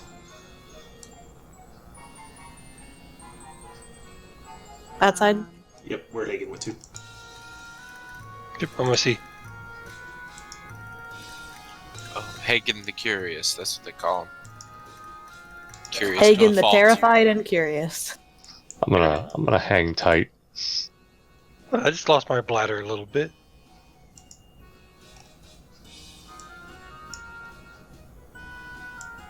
I'm watching what Hagen's doing, but my spear is still leveled at the... Hagen, you look inside of here, and you see 2 busted sarcophagus, the chunks of stone laying on the floor, the tops. Inside rest 2 elves. The elves appear to be dead.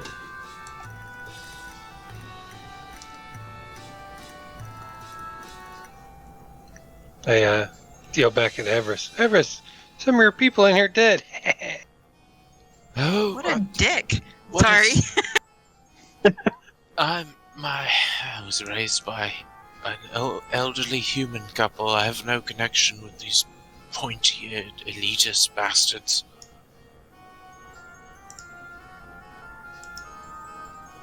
Not the ones around here, anyway. I've met plenty of other good elves.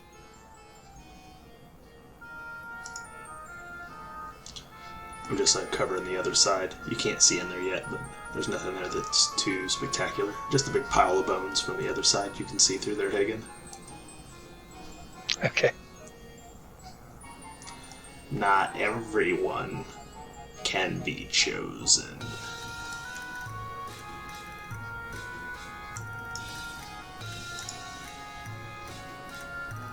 So what is it that you need to have done anyway?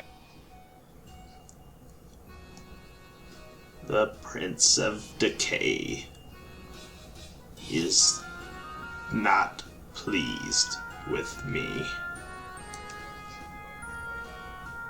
So, I failed. you're gonna die? Cut off from the abyss I am. Powerless to stop what comes next.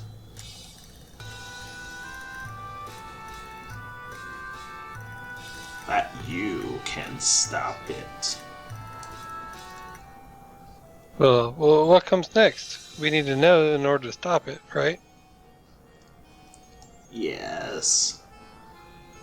Yes. There's another that comes. Wicked and Another terrible beyond compare. This place will be it soon. It has sent a harbinger. You know this man.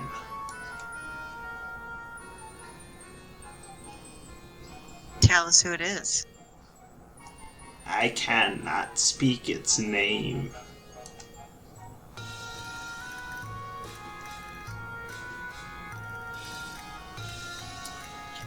I can't remember the dude's name. It's Milton. You mean Milton? Yes. Yes. Milton has awakened it, is given it power. The abyssal prince of change is pleased and sends forth one of his to come here. But you can close the gate. It only takes a little blood. Why are we trusting you, though? Because if you do not believe me, then we all perish. A house divided cannot stand.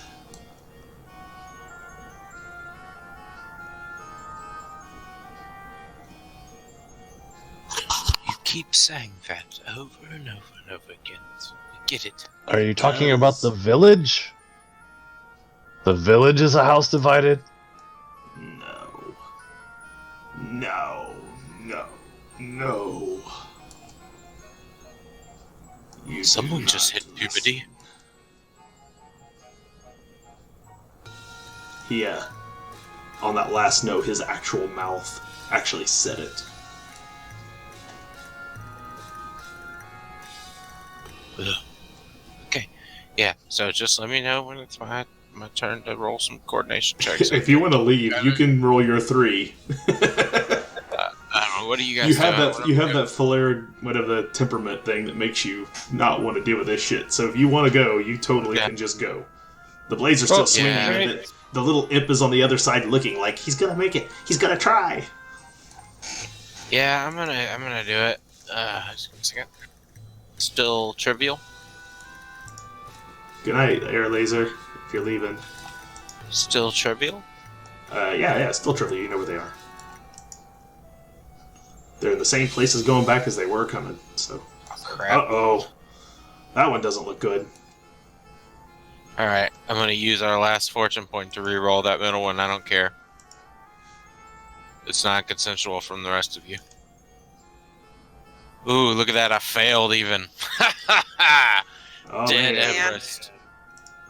Dead Everest. Here we go. This is how it goes.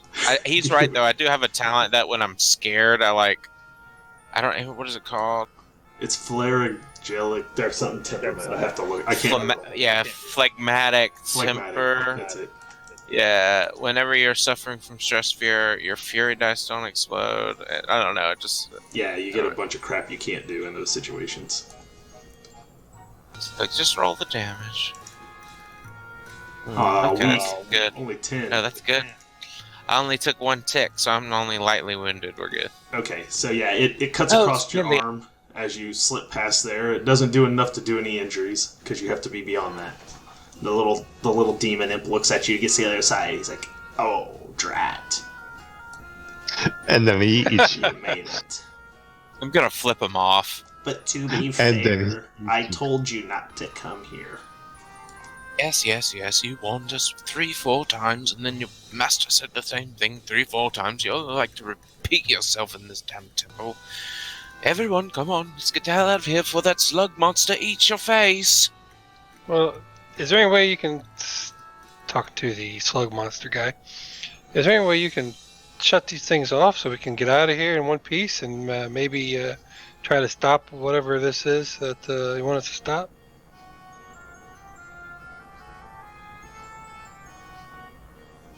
Who are you talking to? The big guy. The Nurgle guy. Yeah, it's exactly what they're based off of. They're so taken from Nurgle from Warhammer. It's not even funny, but that's exactly what they are. Yeah. If I get eaten and have to slice through his stomach from the inside, I'm gonna be pissed. You cannot. You must stop the Prince of Change. His right hand comes to this world. It will warp you. You will cocoon and emerge his minions after he's done devouring me. Okay, so say we believe you and say we want to help you. Where do we find him? He is not here yet. Milton's gonna summon him. He is still corrupting your town. You have seen his work. Despicable. He mocks the Prince of Decay. This was my town. You can make it so.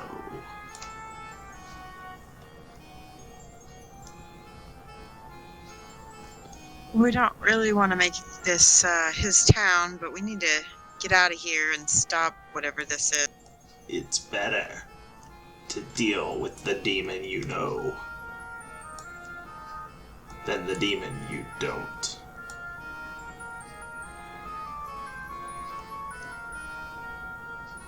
So shut the axes off and we'll be on our... I cannot. How you are useless. I shall drink upon the blood of whichever one of you doesn't make it. And if I get to you in time, you can rest with my precious last two.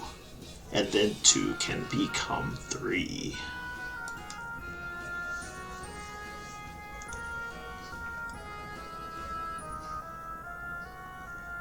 How heavy do these axes look?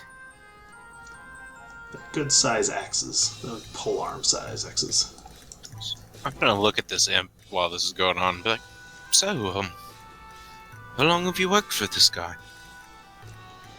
Well, for a long time. There used to be a bunch of us. Oh. Well then. Story for another day then. Just waiting on my friends, so if you could just stay over on your side of the room and I'll stay on mine, then all will be well. How's that sound? It was the blood. The blood that opened the gate. Its blood needed to close it. You must find his blood and spill it.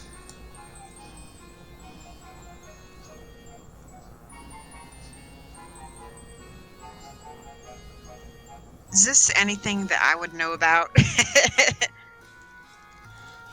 What kind of roll would you like to make to see if you know? Would you like folklore? Do you want education? What kind of approach are you going with this? I mean, you've never talked to a demon before. But she does blood magic, so I feel like It's true. related to that line of knowledge. So maybe incantation? So far, Meraki's the only one who's gone up to the altar. Oh, and I want to go up to the altar then too. You go up there and you find a book. And unlike Meraki, who's a dunderhead and knows nothing about casting magic, you, on the other hand, do. And what does the book look like? It looks like a very complex ritual. An evil ritual? It's a magic ritual.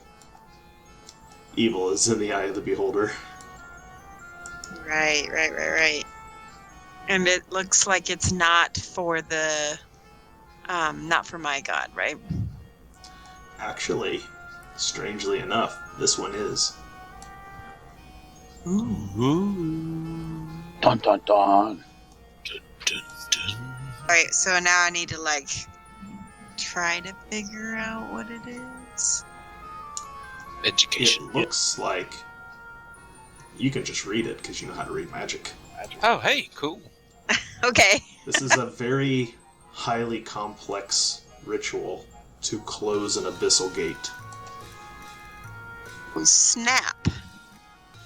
Requires, because it's the custodian, Blood. the sacrifice of one human.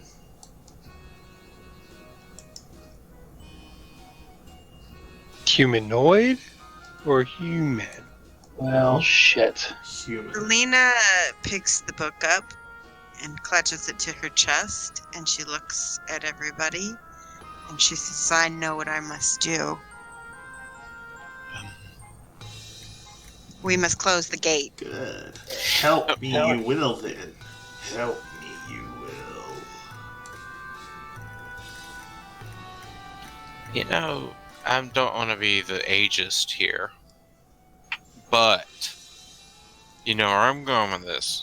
Hagen's getting on up there. Hey now. No. Nah, that wasn't a No. character, so. No.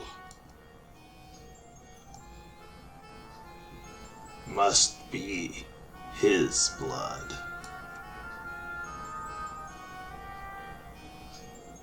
He said Mills. I'm good. The blood that lives. Find it. Find it. He wants us to kill a kid or something. Find the truth. We can find it. I can cast the spell. You must hurry. Help us get out of here alive, and we will. He points down the hall. That way is out. Well, I guess we're all dying in, because if we die, we're your only hope. Your died? blood will make me stronger. I level my spear at him again, and your blood makes me stronger. I do not bleed, mortal. Everything bleeds. Well, not that little homunculus.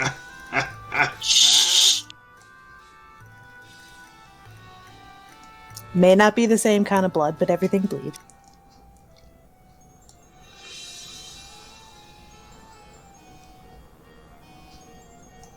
You should go. You're wasting time.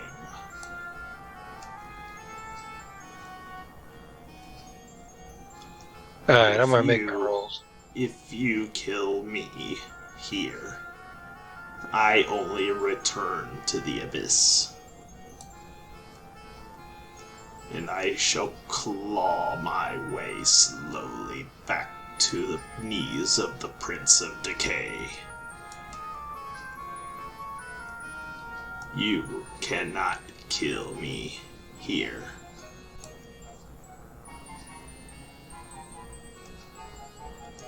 Go and come back with the blood and steal your heart for what you must do next.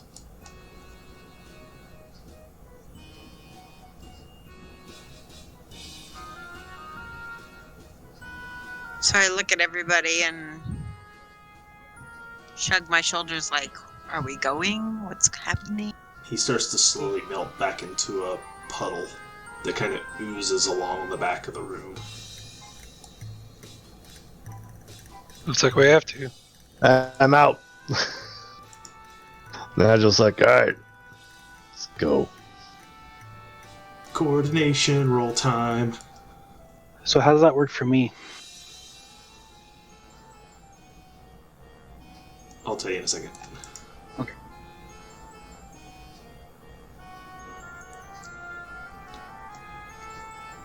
Did you make all three rolls, Hagen? There's the last one. There you go. Okay. Hagen makes it through, no problem.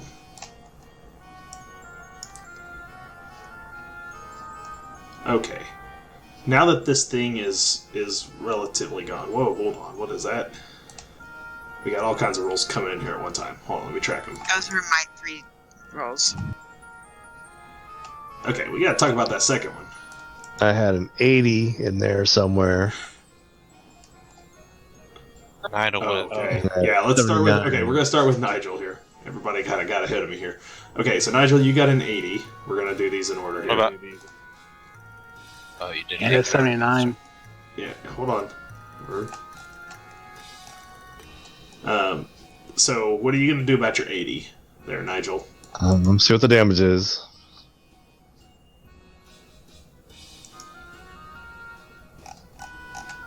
That's a 21.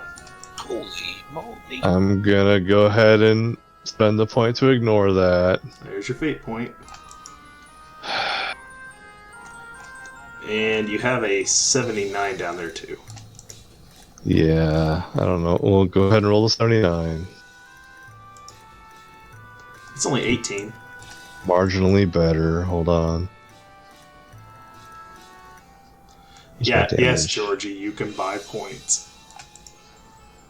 You can literally pay to win. Georgie, nice. Wow. Alright, so 18 meets my damage threshold, but does not go past it. So I You take win on 1 for the ties. 6, 1 for the 12. That's 2. Okay. Yep. That'll take me to seriously wounded, but I make it through. Yes, you make it through. Now your sellsword, do you ignore all injuries? I'm about to double check which ones I ignore. Because I think you ignore the first 2 levels. I think the 3rd level still gets you, but I gotta check on where you're at. You know what the funny thing is? If he buys one of those fortune points with his money and then he uses it and fails the roll, it's like way worse than like some He paid just- DLC crap on he just an bought EA 6 game, you of know what I them. mean? Oh my god. That's gonna be sad. This is worse than e-gambling.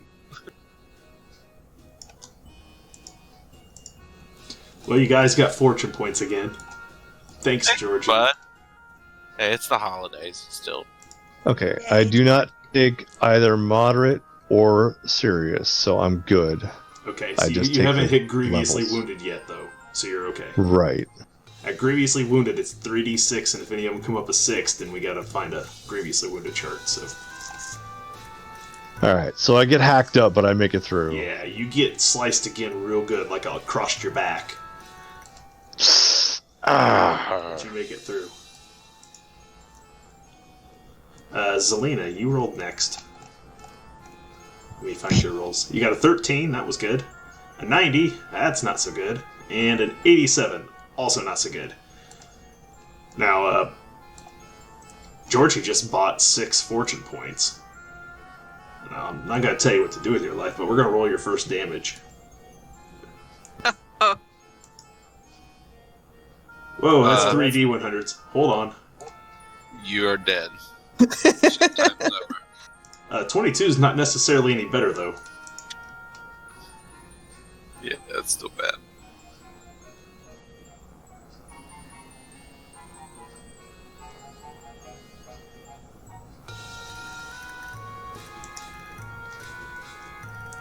So, 22 would almost kill me. yeah, it's a lot. You don't wear armor. So I'm guessing you're going to fate point that one? Yeah, this is my last fate point.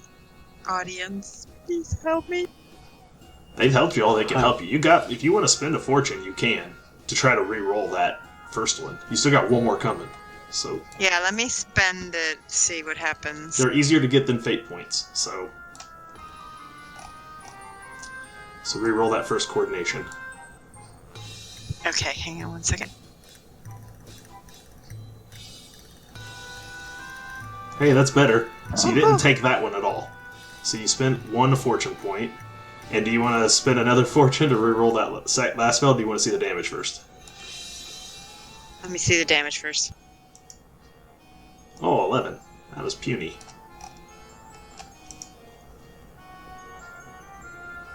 Well, let's see. So that would put me in, I've got 3 damage left. What level does that put you at if you take it? So just ignores 2 skill ranks. Nope, that's peril. You need to go to your actual damage track on the second page. Oops, hold on. And look at your damage threshold. It would put me between 10 and 16, so I'm already at moderately wounded. Oh, so that puts you down to grievously wounded? Yes, I'm almost slain if I take that. Yeah, it would be 3d6 to see if you get an injury. If you decide to take it. Otherwise you gotta spend another fortune and try to get a better roll. Spend it. I'm gonna spend it.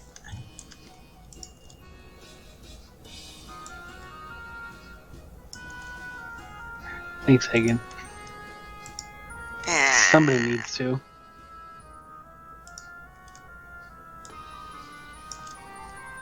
You made it. So, oh, Jesus. thanks to fortune, you don't take all that damage and you make it to the other side.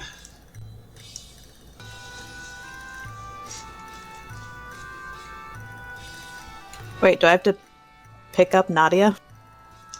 You sure do. Okay. So this is no longer trivial. You're now carrying a person through here as well. So we're gonna knock this thing down to routine. Your fate and Nadia's fate shall be shared. If for any reason you fail, we will we'll 50-50 which one of you actually gets hit by the swinging blade. That's so Can generous. I, if I do fail one, can I make an effort to take the damage instead of not? If you want to be so bold, I will let you. I will let Okay. you as well. Really? Just a nice guy. Alright, here we Let's go. start the first coordination roll. And these are at just routine. Okay, you did good. You made the first one. That doesn't look so good. Got points for that. It's cool. The third one looks good. So on that second one, You're gonna fortune. okay, try it one more time. Oh, you Atta girl. just skin by. Arrow. You just get by carrying Nadia through there. And you have made it out.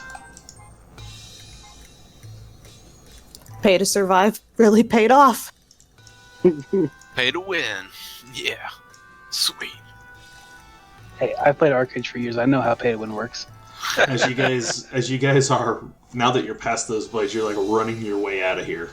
Because you're, well, except for Nadia, who's still being carried out. And the little imp goes, I look forward to seeing you again. You too, you creepy little bastard. You're actually a lot more pleasant than I had originally anticipated, and I kind of feel shameful for that. I don't. Let's move. But he warned us quite a bit about how dangerous it was in there, and we went in anyway. Yes, but from the sound of things, if we hadn't gone in, things would be far worse. Yes. So you guys make your way back out into the clearing. And we are going to have to talk a little about your corruption levels. Yeah, let's talk about it. We just had a big old long conversation with a demon. Like, So- looks like Let's just go ahead and everyone's going to get one chaos rank for tonight. sounds good. Just a Holy FYI, as soon as Nigel gets out to the clearing again, he just takes an immediate left and just barfs into these bushes over here. Like he'd been reining in his stress and putting on a good face for as long as he could, and then by the time he got back out, he was just like, "Blah." You didn't realize till you got here just how clean the air actually is out here at the moment. You hork over there on the side. I guess I won't penalize you for roleplay and make you see if you kick one of those mushrooms or not, but we'll assume you avoid them plenty well enough. And we're going to, like I said, everyone is going to get one chaos rank. So find that on your first page. And I think at this point, because Nadia hit incapacitated, I'm going to put Nadia at 6 corruption. Did anyone else actually get hit and take damage? If you got hit and take damage, put yourself at 3. Oh, I took damage, yeah. Everyone else will be a 1. 3 corruption? Yeah, the big circle in the center. Put that number I just told you to put in there. And then I'm going to roll a d10. And if I roll lower than your number, you're going to gain a 2nd chaos rank tonight. cool. Thanks, man. My Oh, chaos it's a 10. alliance. You're all safe. Damn you. So you only gain the 1 chaos rank tonight. No one's going to gain any order ranks. Okay, those of us who took laudanum should add 1 to that number. That's true, but none of you are going to hit 10 with it. So, Okay, cool. unfortunately, none of you were at 9, so... Damn it. Does that mean I gain an order? No, because you already gained 1 chaos. Oh, okay. Now, the way it works is if once I count up your interactions with the demon, and then that already puts you over 10, so I have to decide how much over 10 you were. And then you take the 10 and it comes 1 automatic rank, then you roll to see if you gain additional ranks. So if you hit 20, you can actually get 2 automatic ranks, and then roll to see if you get a 3rd one. Yeah, let's not make a habit of talking to demons. Particularly agreeing to work for them. We didn't agree to work for them, we agreed to leave. We're gonna help him. Yeah. Are we though? I agreed to nothing. I just sat in a corner and cried. Closing the portal helps everybody. I agreed to Whether help we him long bring enough stuff to back to him or not, that's another question. Although, I think we should close it and then kill him, because then he can't get out of it again. And then we'll get a order rank for being heroes. So as I'm recovering from barfing in the bushes here, I would like to assess the situation with the really dead trees in the clearing. Is there a way that I could or a way that we could chop those down that does not disturb mushrooms, or are there just mushrooms There's everywhere? mushrooms Okay. literally all over these things. Like, you see them up there growing on branches. Like, they're in little clusters kind of all over the place.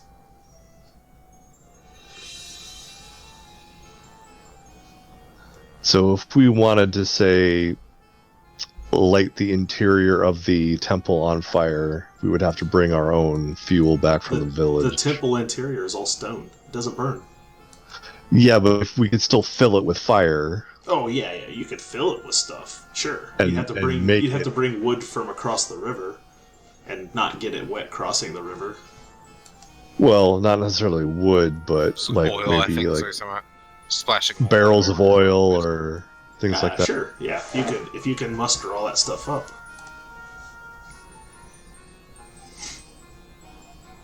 I mean, the town does hate demons. Traps.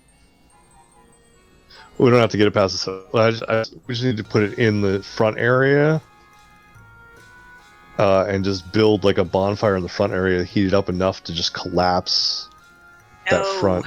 We have to close the portal first. This book tells how. Right, but where's the portal? Is the portal in there? I think it might have something to do with the altar. Crap. I need to read the ritual. Alright. I was thinking that the portal might be elsewhere, we could close that and then never have to deal with this thing again, just seal it in, but you've got a point. Well, if we have to come back, we come back with, the stone pieces, shields, something to stop those axes from moving.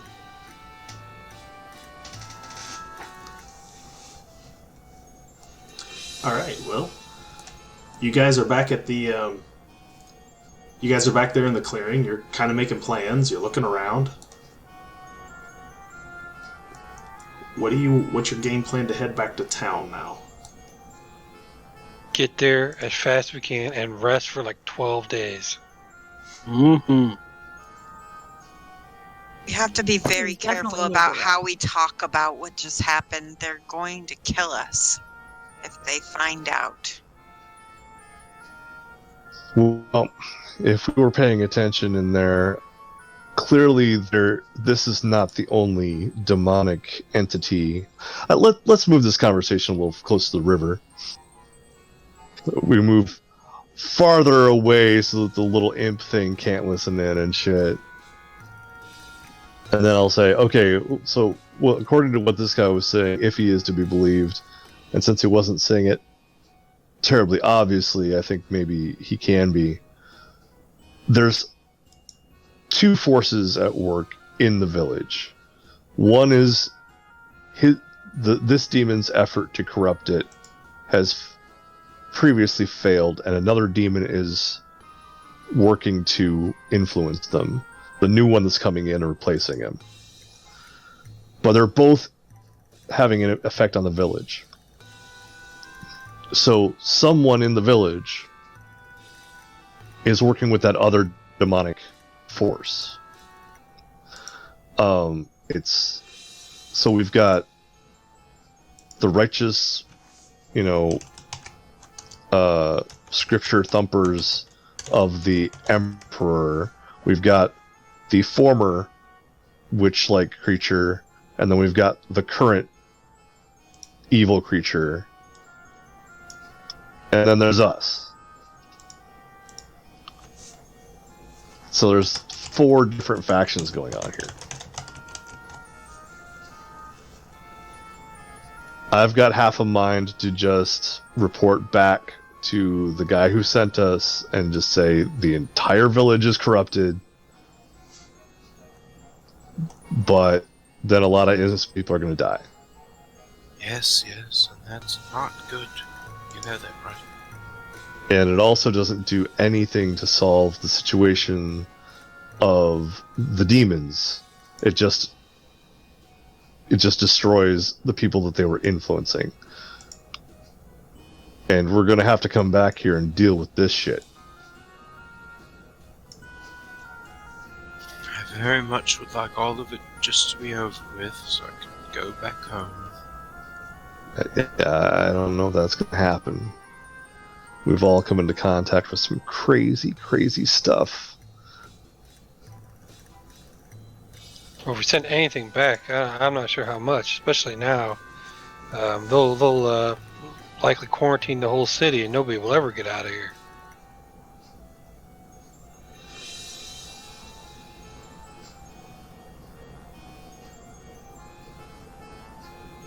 I agree, though. Somebody in town's working with it.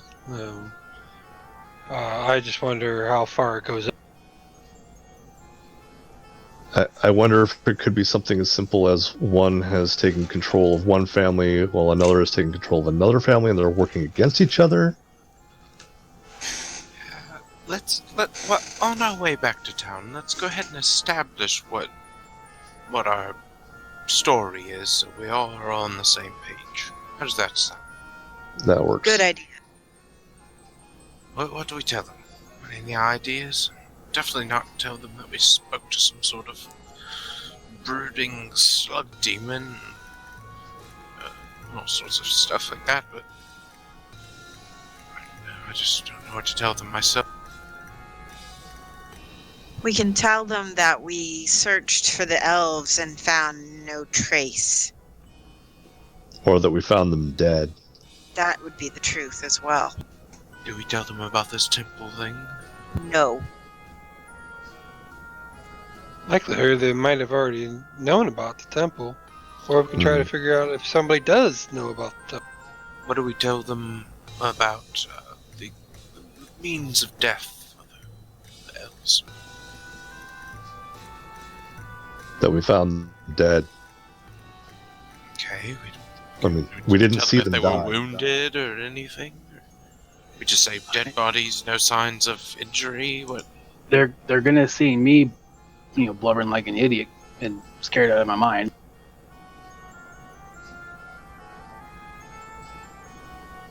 We never found the thing we were chasing. I would think that would make them suspicious that we were telling the truth. Well, then maybe we should take a... Maybe you should calm yourself then. Let's camp before we get back then and rest a bit, because I'm certainly pretty ragged myself. Yeah, I don't think we can, though. With the that thing still out there, I don't know if we'll be able to rest out here. I'm definitely not sleeping out in the forest, if that's what you're implying. Maybe we just keep this blubbering idiot out of the way, and then maybe they won't see her being so suspicious, and then we can just, get the lie across to them. Can't we smack her and see if she comes back? Listen, Nadia, I'm just kidding about you being an idiot, but it was a very terrifying sight back there. Maybe you could do something to just make yourself out of sight. I mean, I'm on the shoulder of a giant ogre. So, yeah, I'm pretty much as far as inside as I can be. We could knock her out. No, then we Not a have to bad explain idea. even more.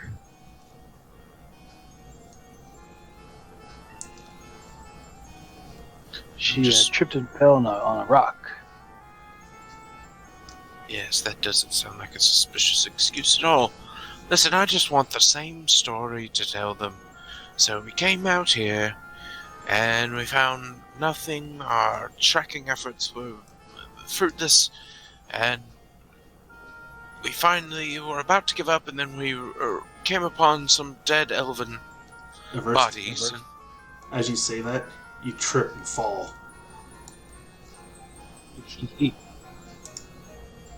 Alright. Damn it, what the hell is this? Try to dust myself off. Make sure my clothes are still as immaculate as before, or try to. You walk back over and you notice that you tripped over what looks to be like part of a boot sticking up out of the ground. What is it? Oh no, another thing protruding from the earth. Is it another child? Someone, please, can you check? I'm just gonna kind of try and walk away and sort of close my eyes, fluttering my eyelids, and looking the other direction. I'll check it out. You have to push you notice that it's like the toe of a boot sort of sticking up that he caught with his foot as he was walking. Alright.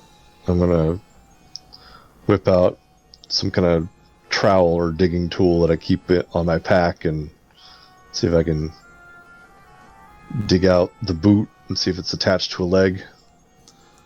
Sure is. Alright, we'll Skeletal go ahead. At this point.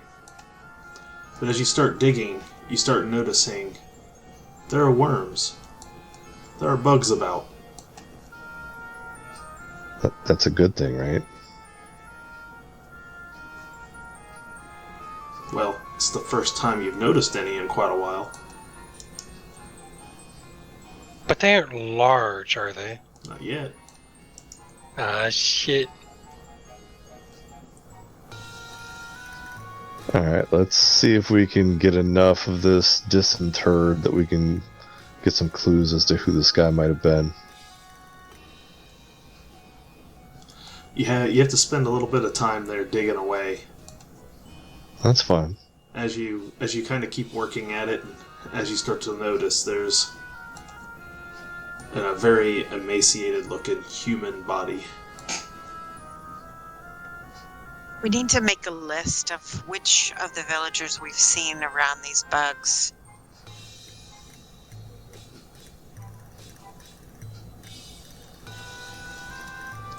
Not a bad idea. As you kind of search around a little bit, you find a wide-brimmed hat. So this is the body of the guy that we've been trying to track down. So he's a ghost? That would explain why my spear did nothing. Maybe the bug things are giving him life. Get the hat and get one of the foots or something. Get a boot. But if that This will make a good alibi of what else we were doing other than being in that temple. Alright, so we found him, realized he's a ghost, that's why we're all broken up about it. and how is his blood supposed to close the portal? No, Oh, they snap. just said him. They didn't say who. So it's whichever agent is of the agent of change, not the agent of corruption. Is that what's linked to the bugs? I think the bugs are the corruption guy. That one that we back there. And then the new guy is the change one. Make a nature roll. Hold on. Any of you who have nature. Nadia would probably be the best at this if she wasn't so freaked out. Story of my life. I might know about the demons, wouldn't I? Maybe? You would understand demons if you want to make a folklore test. Yeah, let me. I What can the help. heck is nature? I might... Hold on, is nature not a skill? Is it just survival? Is this just a Uh, normal roll? Hold Educate. Are you doing what kind is it? Let What me skill look. is it? Right. I thought there was one for it. Um, There's not. Hold on. Let me recheck what I've got here. or educate. Yeah, sorry. Education, folklore, or... Yeah, that's gonna Is be it just tough. normal? Yeah, just standard. I'll help. I was trying to see if there's anything else that qualify, but that'd be it. I was hoping. Zelene? Oh, you're gonna help her? Okay. So Yep, I said roll a it d10 twice to replace before. the 8. I'm sorry, what'd you say there? What? I was just saying I said it twice before. Okay, no, that's fine. I'll let you do roll that a one. d10 for him. Either one of you can roll the d10. I don't care who does it. Just pick. Roll. Hey, that's a 15 now. That's a success. Sweet. So you two kind of talk it over a little bit. And Zelina kind of... It's actually Hagen who actually kind of says it.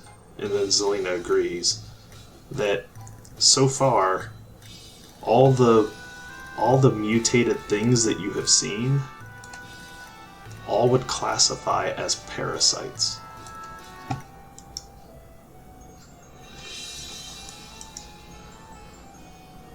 Right. Do we know of anything that... Out of game, though, do we know of anything that, repels them in any way so far, or have I missed anything? So what's interesting and what Zelina then comes to the conclusion of is that these are natural, normal parasites. The worms that came out of Leonard Pinkston back in Huttenberg, the ticks, they were natural, normal parasites that were warped. And Alice was able to dispel that magic, and they reverted back to normal. This is very different than what the Prince of Decay would do. The Prince of Decay wouldn't potentially just warp a currently existing parasite. He would create an entire new one. Just like the orcs are a completely entire new infestation. Does it have anything to do with the custodian? No, you don't believe so. The Are there custodian is a keeper of the dead. The custodian would not send a ghost. A ghost would piss the custodian off. The mere presence of a ghost would make the custodian mad. Can someone make an education check if they have it? Does anyone have education? Yes, I do. Maybe, I mean, I don't know. It could be, because I don't know enough about the deities in Zweihander Okay. yet. I really haven't. Well, Zelena knows. So, you know that the custodian is sort of the god of the underworld. Sort of like Hades, if you will. Whose job it is to caretake and watch over the souls of the dead. Now, a lot of people fear the custodian because, a lot of people fear death. But the custodian is not death itself. It's the benevolent, somewhat benevolent, easily angered, however, deity that will watch over your soul after you die and protects you from falling into the abyss, where the demons would get you. So, anything that is undead, like a ghost, a vampire, a skeleton, any of those sorts of things, are an abomination to the custodian. Because those are spirits and things that are supposed to be given to her upon death, but instead have been kept from her.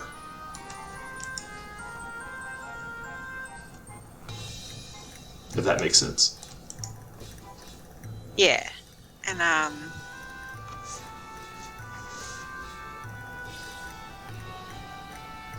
so yeah, this is very much, we might be able to get some help from the custodian, maybe. You gotta pray on this, is what she was trying to say. That's why she sent you. Yep, I know that now. Yep.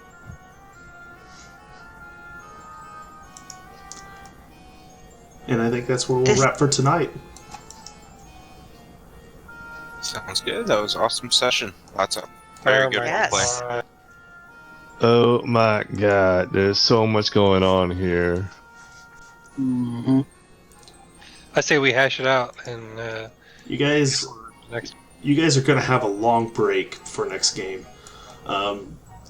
And unfortunately, unfortunately for you guys, fortunately for me, in 2 weeks, on the 16th, I will be in Vegas. Me and my wife are taking a 3-day getaway, so I will not be running Terra and Treefell in 2 weeks. We kind of looked over schedule. I don't think there's any other good day we could try to run to have a session between now and just playing in 4 weeks. So we are going to come back for Chapter 7 on January the 30th. Which seems like forever from now. But one of the things that you guys could do is, and I'm going to leave you here again on this conspiracy board. I think it's safe to say that you guys have figured out who's at the center of this ordeal. I think now you just got to spend a little time figuring out who else you think was involved where. And figuring out what you want to do with this information that you now have sort of come across.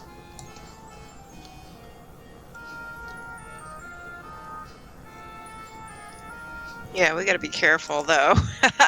Yeah. I don't remember who anybody is though. Like, Well, Yeah, I you have got a trouble with month. You got a month to rewatch 5 videos on YouTube. Then, 'cause it's There's all. There's also the Damn. I got. there's also the NPCs of Treefell that is in our Discord channel. That is the pinned thing. It's pinned. You can It see has. the NPCs It has there. them as far as their relations to each other.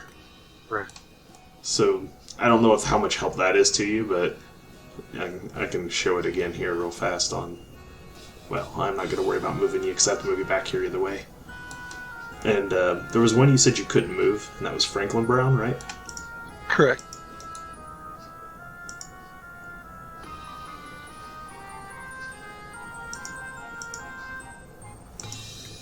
There you go. Now controlled by all players. Yep. Looks like it. And the little plague doctor one there, I mean, you figure out that's Latronius. I put him on there just in case you think he's involved. Though, you know, he's Huttenberg, so. For real. Currently, just to recap for the people at home, because I know it's a little hard for them to see. Currently, you guys have Jessup Dappermore as one of the masterminds behind this ordeal. That's him there. Your other mastermind that you have orchestrating this thing is Lawrence Stauncy, who is the current head of the town guard, the Night Watch. I'm not even sure on that one why we have him up there. I don't know why you have it there either. I'm pretty sure I put him there, but I had a pretty good reason that I don't remember. I Let me don't know find my why notes. you guys currently don't trust Lawrence Stauncy. He has only been helpful and is kind of a dunderhead too. Like, he's not like the brightest guy in the world. Too helpful. He did come back and fight alongside you guys when the ticks showing up. That's where you saw him last, and he was picking himself up there, or whatever. But he's kind of like that. You got the barber surgeon over there as a henchman. And you've got Father Enoch there as a henchman.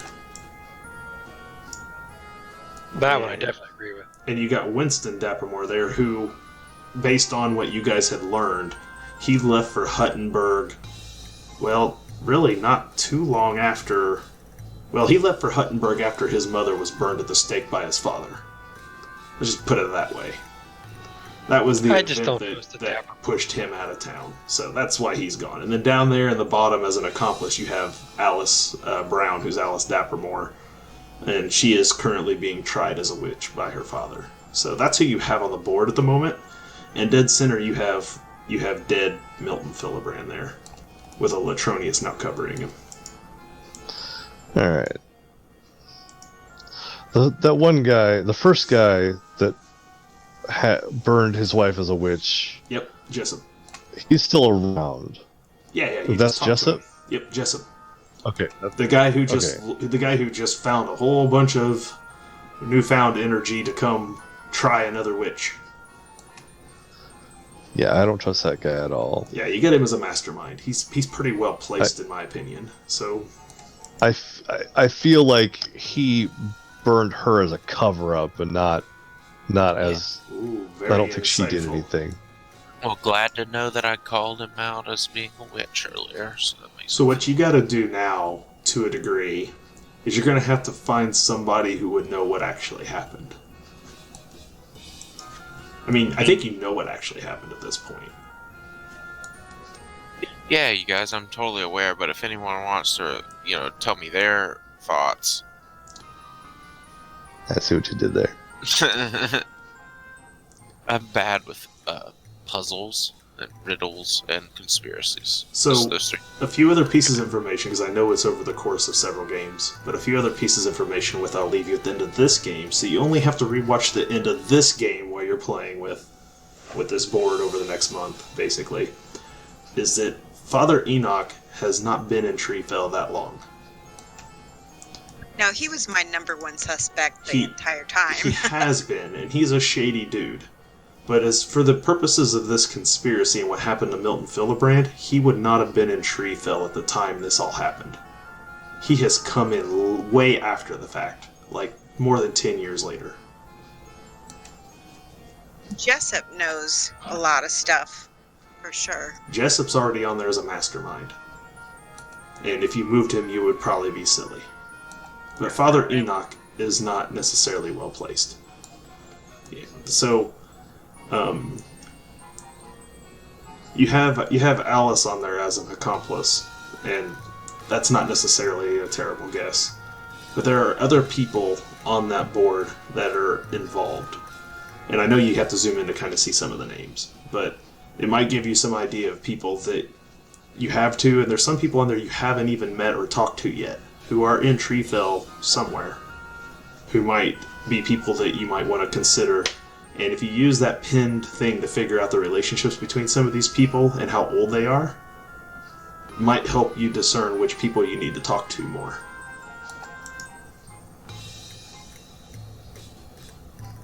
Yeah. So I'll leave you kind of with that to deal with, because you do have a month. So I do want to at least give you something to work on and think about in the meantime. So, short of that, we'll go ahead and wrap up for tonight. Again, thank you for all my players for being here. Thank you, everyone. Thank you, Air Laser, for $168.